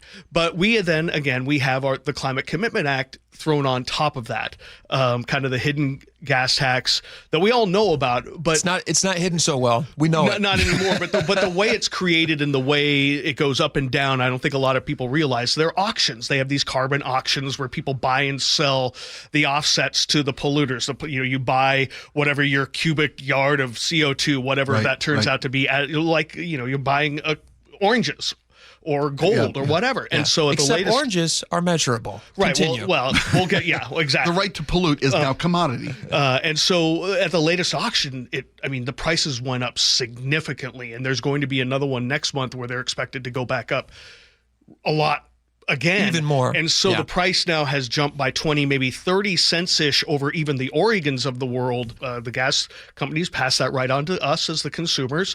And that's one of the reasons why you can drive right across the border into Idaho and pay $1.10 less. Right across the border, and they're getting the oil from basically the same place too. So there's a combination of things, but the CCA really does play a big part. It's a huge part, and the taxes, as you mentioned, is always a pain. We talked about this with Charlie Harger about how since the CCA went into effect, we've pumped in like $4 billion in payments, and there's no measurable numbers that they can send us to actually show what effect that has had. No, because there's no dome. This isn't Druidia from Spaceballs. There's no dome over us. I can't believe I just pulled that out of my rear end. We need a giant vacuum. That's what we need. That controls like our airspaces. So the CO2 that is everywhere is everywhere. Yes. So you can't just see what it does over our state borders, right? So there's no real way to measure that. And they really even haven't spent the money on any projects. About the one thing that they've done from the CCA, and it's a good thing, is they put in a series of EV chargers up in Snohomish County. That was one of the first projects that they actually built with some of the CCA money along those goals. It's hard to measure. $1 billion a charger. Yeah, it's hard to measure. And again, as Charlie mentioned, I thought it was a really good thing to think about it. And what we do over a year, the rest of the world or other countries can blow away. Yeah, they can negate in a day. And so until everybody has to be on board, or it also just becomes an effort in futility and makes people feel good that we're trying, but then the lowest, the poorest among us get hit the hardest with the gas tax. I want to switch to the other topic, but I want to end on one thing with that. I want to say it is, yes, definitely can be considered an effort in futility. I don't think it's making people feel good, though. I filled up today in gas, and I was shocked at the price. Makes me feel very bad, so that's just a personal feeling. Let's switch over to Sound Transit for a second. Oh, yeah. We were lamenting yesterday. They were saying like 2 weeks ago, we're going to need an additional $35 billion, which is on top of the $100 billion more than they originally told us that ST3 was going to cost. Now we're in the $185 billion range when originally it was supposed to be in the $50 billion range. My question was, is it possible to rein in that spending? And how did they get permission to spend more than 3 times the amount that they told us it was going to cost originally? Because they don't need permission. The way says who? The law says the lawmakers who this makes me so angry. Who authorized the Regional Taxing Authority, who created the ability and allowed Sound Transit to go to the voters with these 3 packages. The legislature allowed them to do it. Let's not forget, 1996 is when ST1 passed. 1996. And what was that amount for? Do you remember? That amount I want to say it was a little less $1.67 billion. Yes. And they would have CTAC to UW in 10 years. Less than $2 billion. How many years did that take? It ended up being 86% over the estimates, coming in at about $5 billion, and it took about 25 years to do that. That was ST1. So by every metric, they failed almost 100%. Correct. And most people don't realize is they just wiped out that first 10 years of Sound Transit, as if it and just kind of like, okay, it doesn't exist. We're starting over, right? We're starting over at 0, but they were collecting taxes for 10 years on people, in all 3 counties. That's why we moved out of the city, to be completely honest with you. That's why we moved out of the city. But you're still paying it because it's still Snohomish, Pierce, and King County. We didn't move far enough out of the city. That's why we moved. Me too. I'm like a mile away. I'm like, what was I thinking had I known? Right. I need to move to Linden. And then if you think about it, let's not forget the history. ST2, 2008, $18 billion. We still don't know how much over budget that is because they haven't finished ST2. Again, because they still haven't figured out the cost overruns for getting over the water, plus West Seattle and Ballard. Those are ST3. And we haven't even started on those. And here we are at the end of the conversation. No, I want to put a cap on this. Real fast, yeah. They've given us an STD.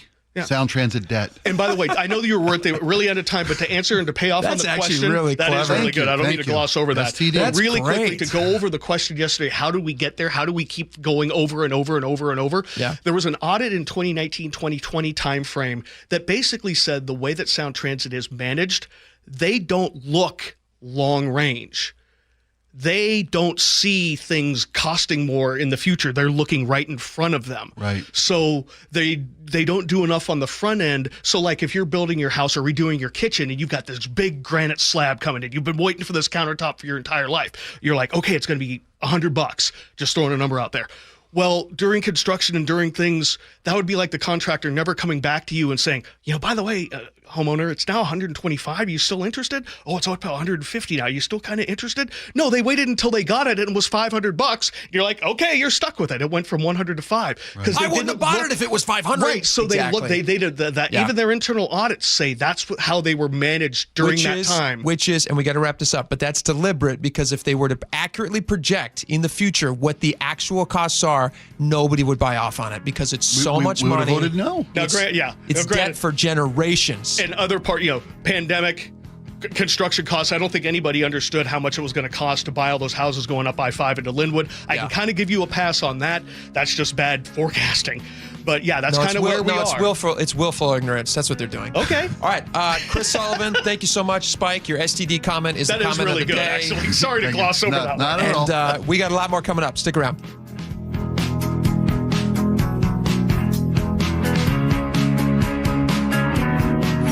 Points with Chris Sullivan, presented by Carter Subaru. You remember that rush over the summer to get the enhanced ID or you weren't going to be able to fly out of SeaTac Airport? How many people in the state of Washington actually went out and got those IDs? This is Chris Sullivan. I've finally run down the numbers. You might be surprised how many people decided to join in. I'll bring you the numbers tomorrow morning on Seattle's Morning News on KIRO News Radio. Get all of Sully's choke points at mynorthwest.com and the KIRO Newsradio app. Hey, it's John Curley with some great news. If your home's heating or cooling is uneven, noisy, or expensive, listen up. The Quilt Ductless Heat Pump System from Home Comfort Alliance is changing the game. It gives you room-by-room control and next-gen efficiency, so you're only heating where you need it. That means real comfort and real savings, and every quilt system qualifies for max tax credits. Trusted for 50 years. Call the comfort people today at homecomfortalliance.com. 2 years ago, my office launched a major media campaign to identify a key witness to our client's bicycle accident, which we later settled for $10 million. Because when we accept a case, we don't rest until we do everything possible to improve our client's chance of recovery. We're one of only a few firms in the state with an in-house investigation team building our clients' cases. So when you hire Davis Law Group, you don't just get a dedicated and award-winning legal team. You get our commitment to better service and even better results. Request a free consultation today at 206-888-8888. So what will you have today? Vanilla, chocolate, strawberry? When it comes to picking ice cream, there are lots of choices, and they all look and sound so good. Choosing a Medicare plan is a lot like that. So many options, all sound good. But if you pick a plan that's not right for you, there can be serious consequences. Hi, this is Herb Weisbaum, the Consumer Man. Open enrollment season is right around the corner, and you're going to be inundated with advertisements encouraging you to choose this Medicare Advantage plan or that one. Maybe the best choice for you is traditional Medicare. To make an informed decision, you need to do your homework.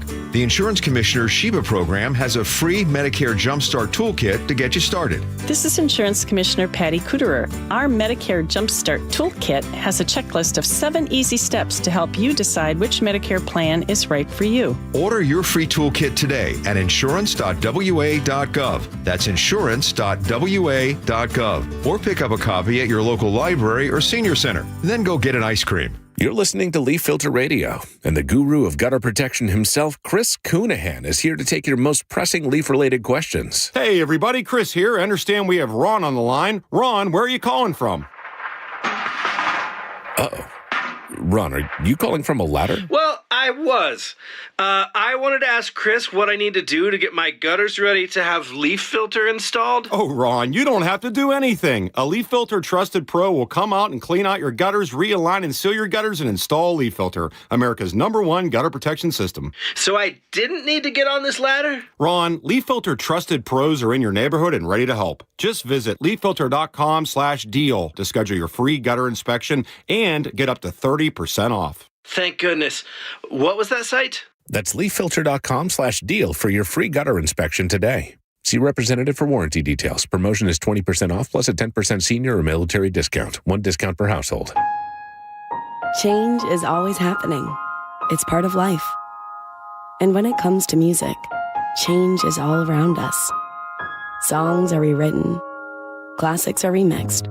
Bands and artists come and go. Even our taste in music changes. Here at Xfinity, we know there's still good in keeping some things the same. That's why we want to do our part with a 5-year price guarantee on our internet.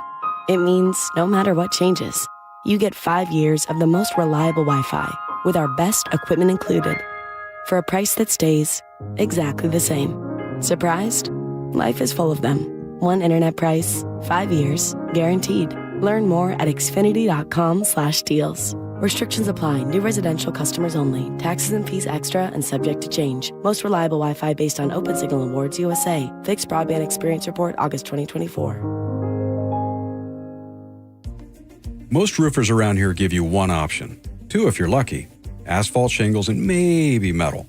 That's like going to a restaurant and the only thing on the menu is salad. Sure, there are a few kinds, but they're all pretty much the same, and none of them will keep you satisfied for long. I'm Jim Singletary, Chief Roof Nerd at RoofSmart, and we serve up real choices. Yeah, we do asphalt shingles, sure, but what about something more substantial, like EuroShield rubber tiles that last a lifetime? Or a beautiful, durable metal roof that can handle Seattle's weather like a champ. We even install cedar shake, stone, copper, and walkable rooftop decks. Most roofers stick to what's easy. At RoofSmart, we offer what's best for you. Now, those are what we call options. For anything is possible roofing, call RoofSmart at 206-487-4877 or visit GetRoofSmart.com today. That's 206-487-4877 or online at GetRoofSmart.com. Amazon Business. Smart business buying tools enable buyers to find and purchase items fast so they can focus on strategy and growth. Free up your teams and focus on your future. Learn more at AmazonBusiness.com. This week at Jazz Alley, experience Grammy-winning New Orleans funk master John Cleary and the Absolute Monster Gentlemen. Shows run Thursday through Sunday. Tickets at jazzalley.com. Next up, Dominique Fils-Aimé.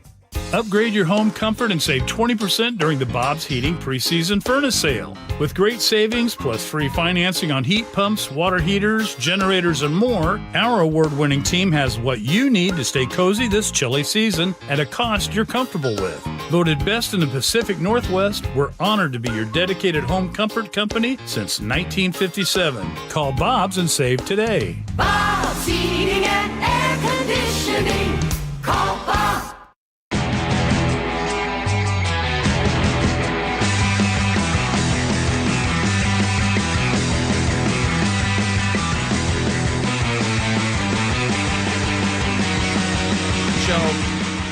Welcome. All right, we got a lot of text messages to get to. We've got, Laura, why don't you start us off? I think the topic that won the day was Everett City Council resolving against Kroger.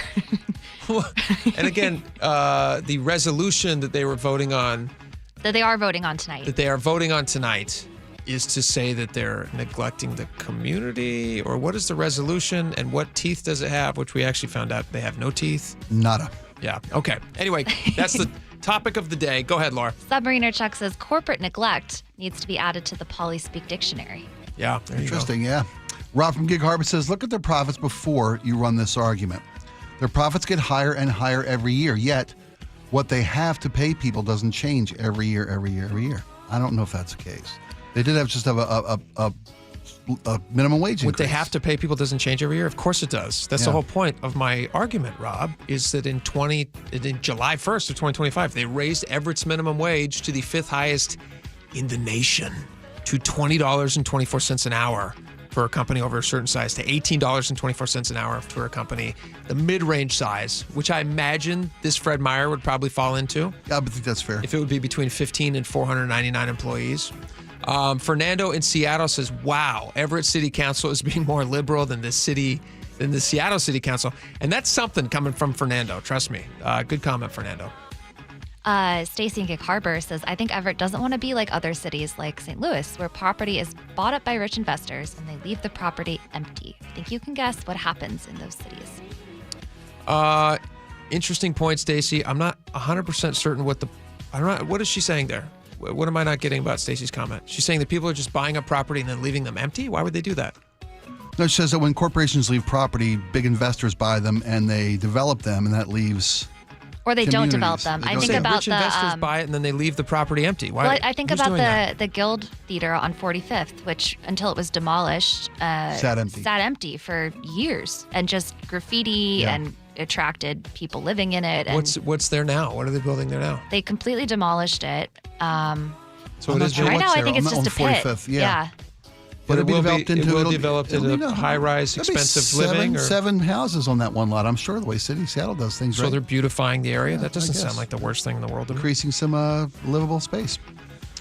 Kathy in Granite Falls says, I shop at the Everett Fred Meyer every week for over 10 years, and Everett did improve the area around the store. I see seniors and young families shopping there. Kroger should have simply said it was for financial reasons instead of blaming open drug dealing near a vacant building that hasn't been there for over 3 years. I know. I used to drive by it every week, but it's gone now. In defense of Kroger, I should say again, they did say this is because of legislative policies. It's not just theft.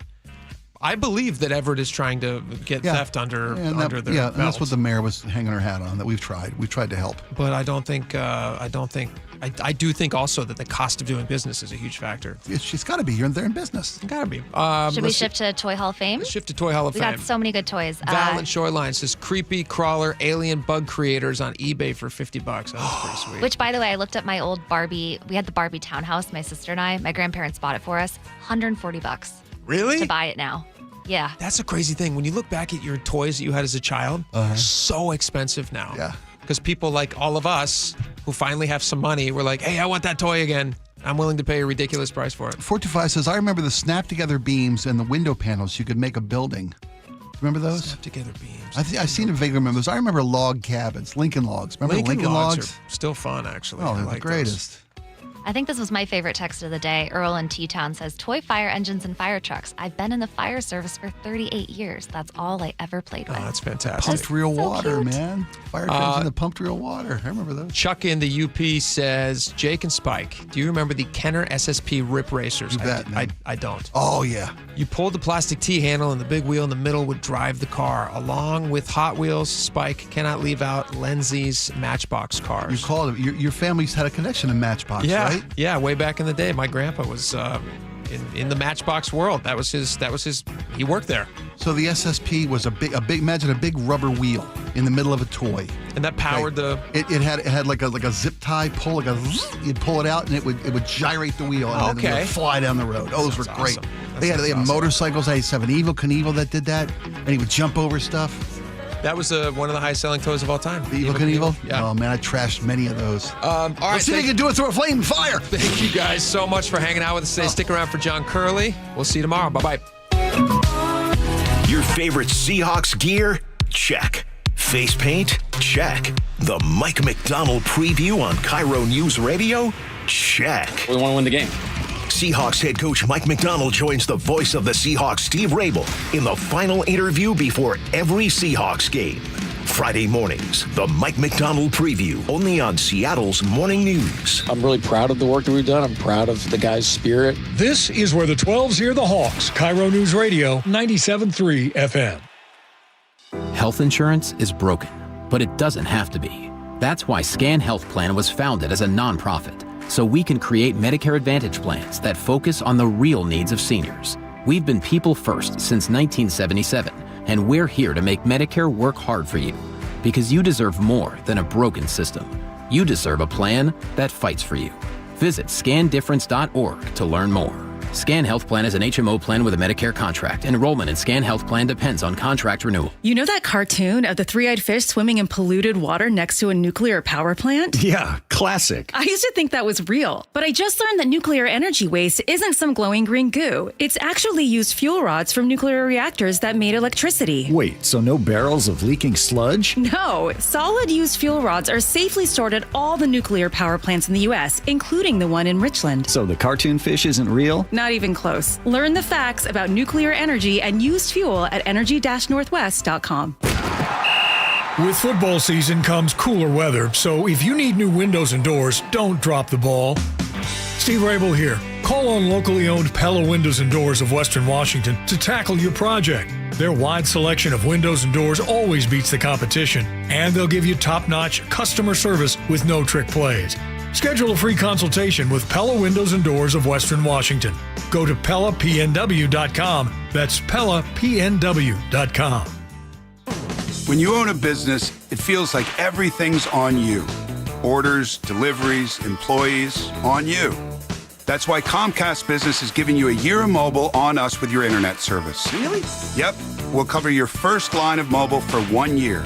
So calling customers, getting directions, texting Janine and shipping, on us. The broken coffee maker? That one's still on you, which means you'll save hundreds for your business and get the fastest mobile service with 5G cellular and Wi-Fi hotspots on us. But hurry, this deal won't last long. Get a mobile plan and free up the budget to maybe, I don't know, fix that coffee maker? Get mobile on us for 1 year, you guessed it, on us. Comcast Business, powering possibilities. Ends 10/21/25. Restrictions apply. New mobile customers only with internet standard service or above. Limited to value of one unlimited intro-line applied via 12 monthly internet bill credits. One discount per account. Fastest mobile based on mobile Wi-Fi and cellular data and service series. Ookla Speed Test Intelligence Q1 to Q2 2025. Eric Johnson here. I spent the past 30 years working to help make our community better. Better informed, better protected when it comes to consumer issues, and better equipped to take on whatever life throws at us. That's why I love the free Washington Accident book series from Davis Law Group. These books keep us better informed about the law, better able to protect ourselves on and off the road, and better off when all is said and done after an accident. Chris Davis didn't have to write these books. He did it because he saw a need. People who were in accidents or other legal situations didn't know what to do, what pictures to take, documents to request. Only a tiny fraction of the people who get these free books will ever become clients of Davis Law Group, but that's not the point. Chris wrote them because it was the right thing to do. The free Washington Accident book series is a must-have for drivers who want to be prepared for whatever the road might throw at them. Get yours at WashingtonAccidentBooks.com. Hartley here from Wilcox Family Farms. I'm so excited to have my cousin Amelia with me today. So, how many chickens do you think there are on the farm? 3,000? What do you think chickens eat? Grass. What else? Seed. So, do you know what organic eggs are? The ones that you put in brownies? Yes, the ones you put in brownies. We hope you choose fresh eggs from our family farm. Wilcox Family Farms eggs, locally fresh since 1909. Your best source for local news, KIRO Newsradio.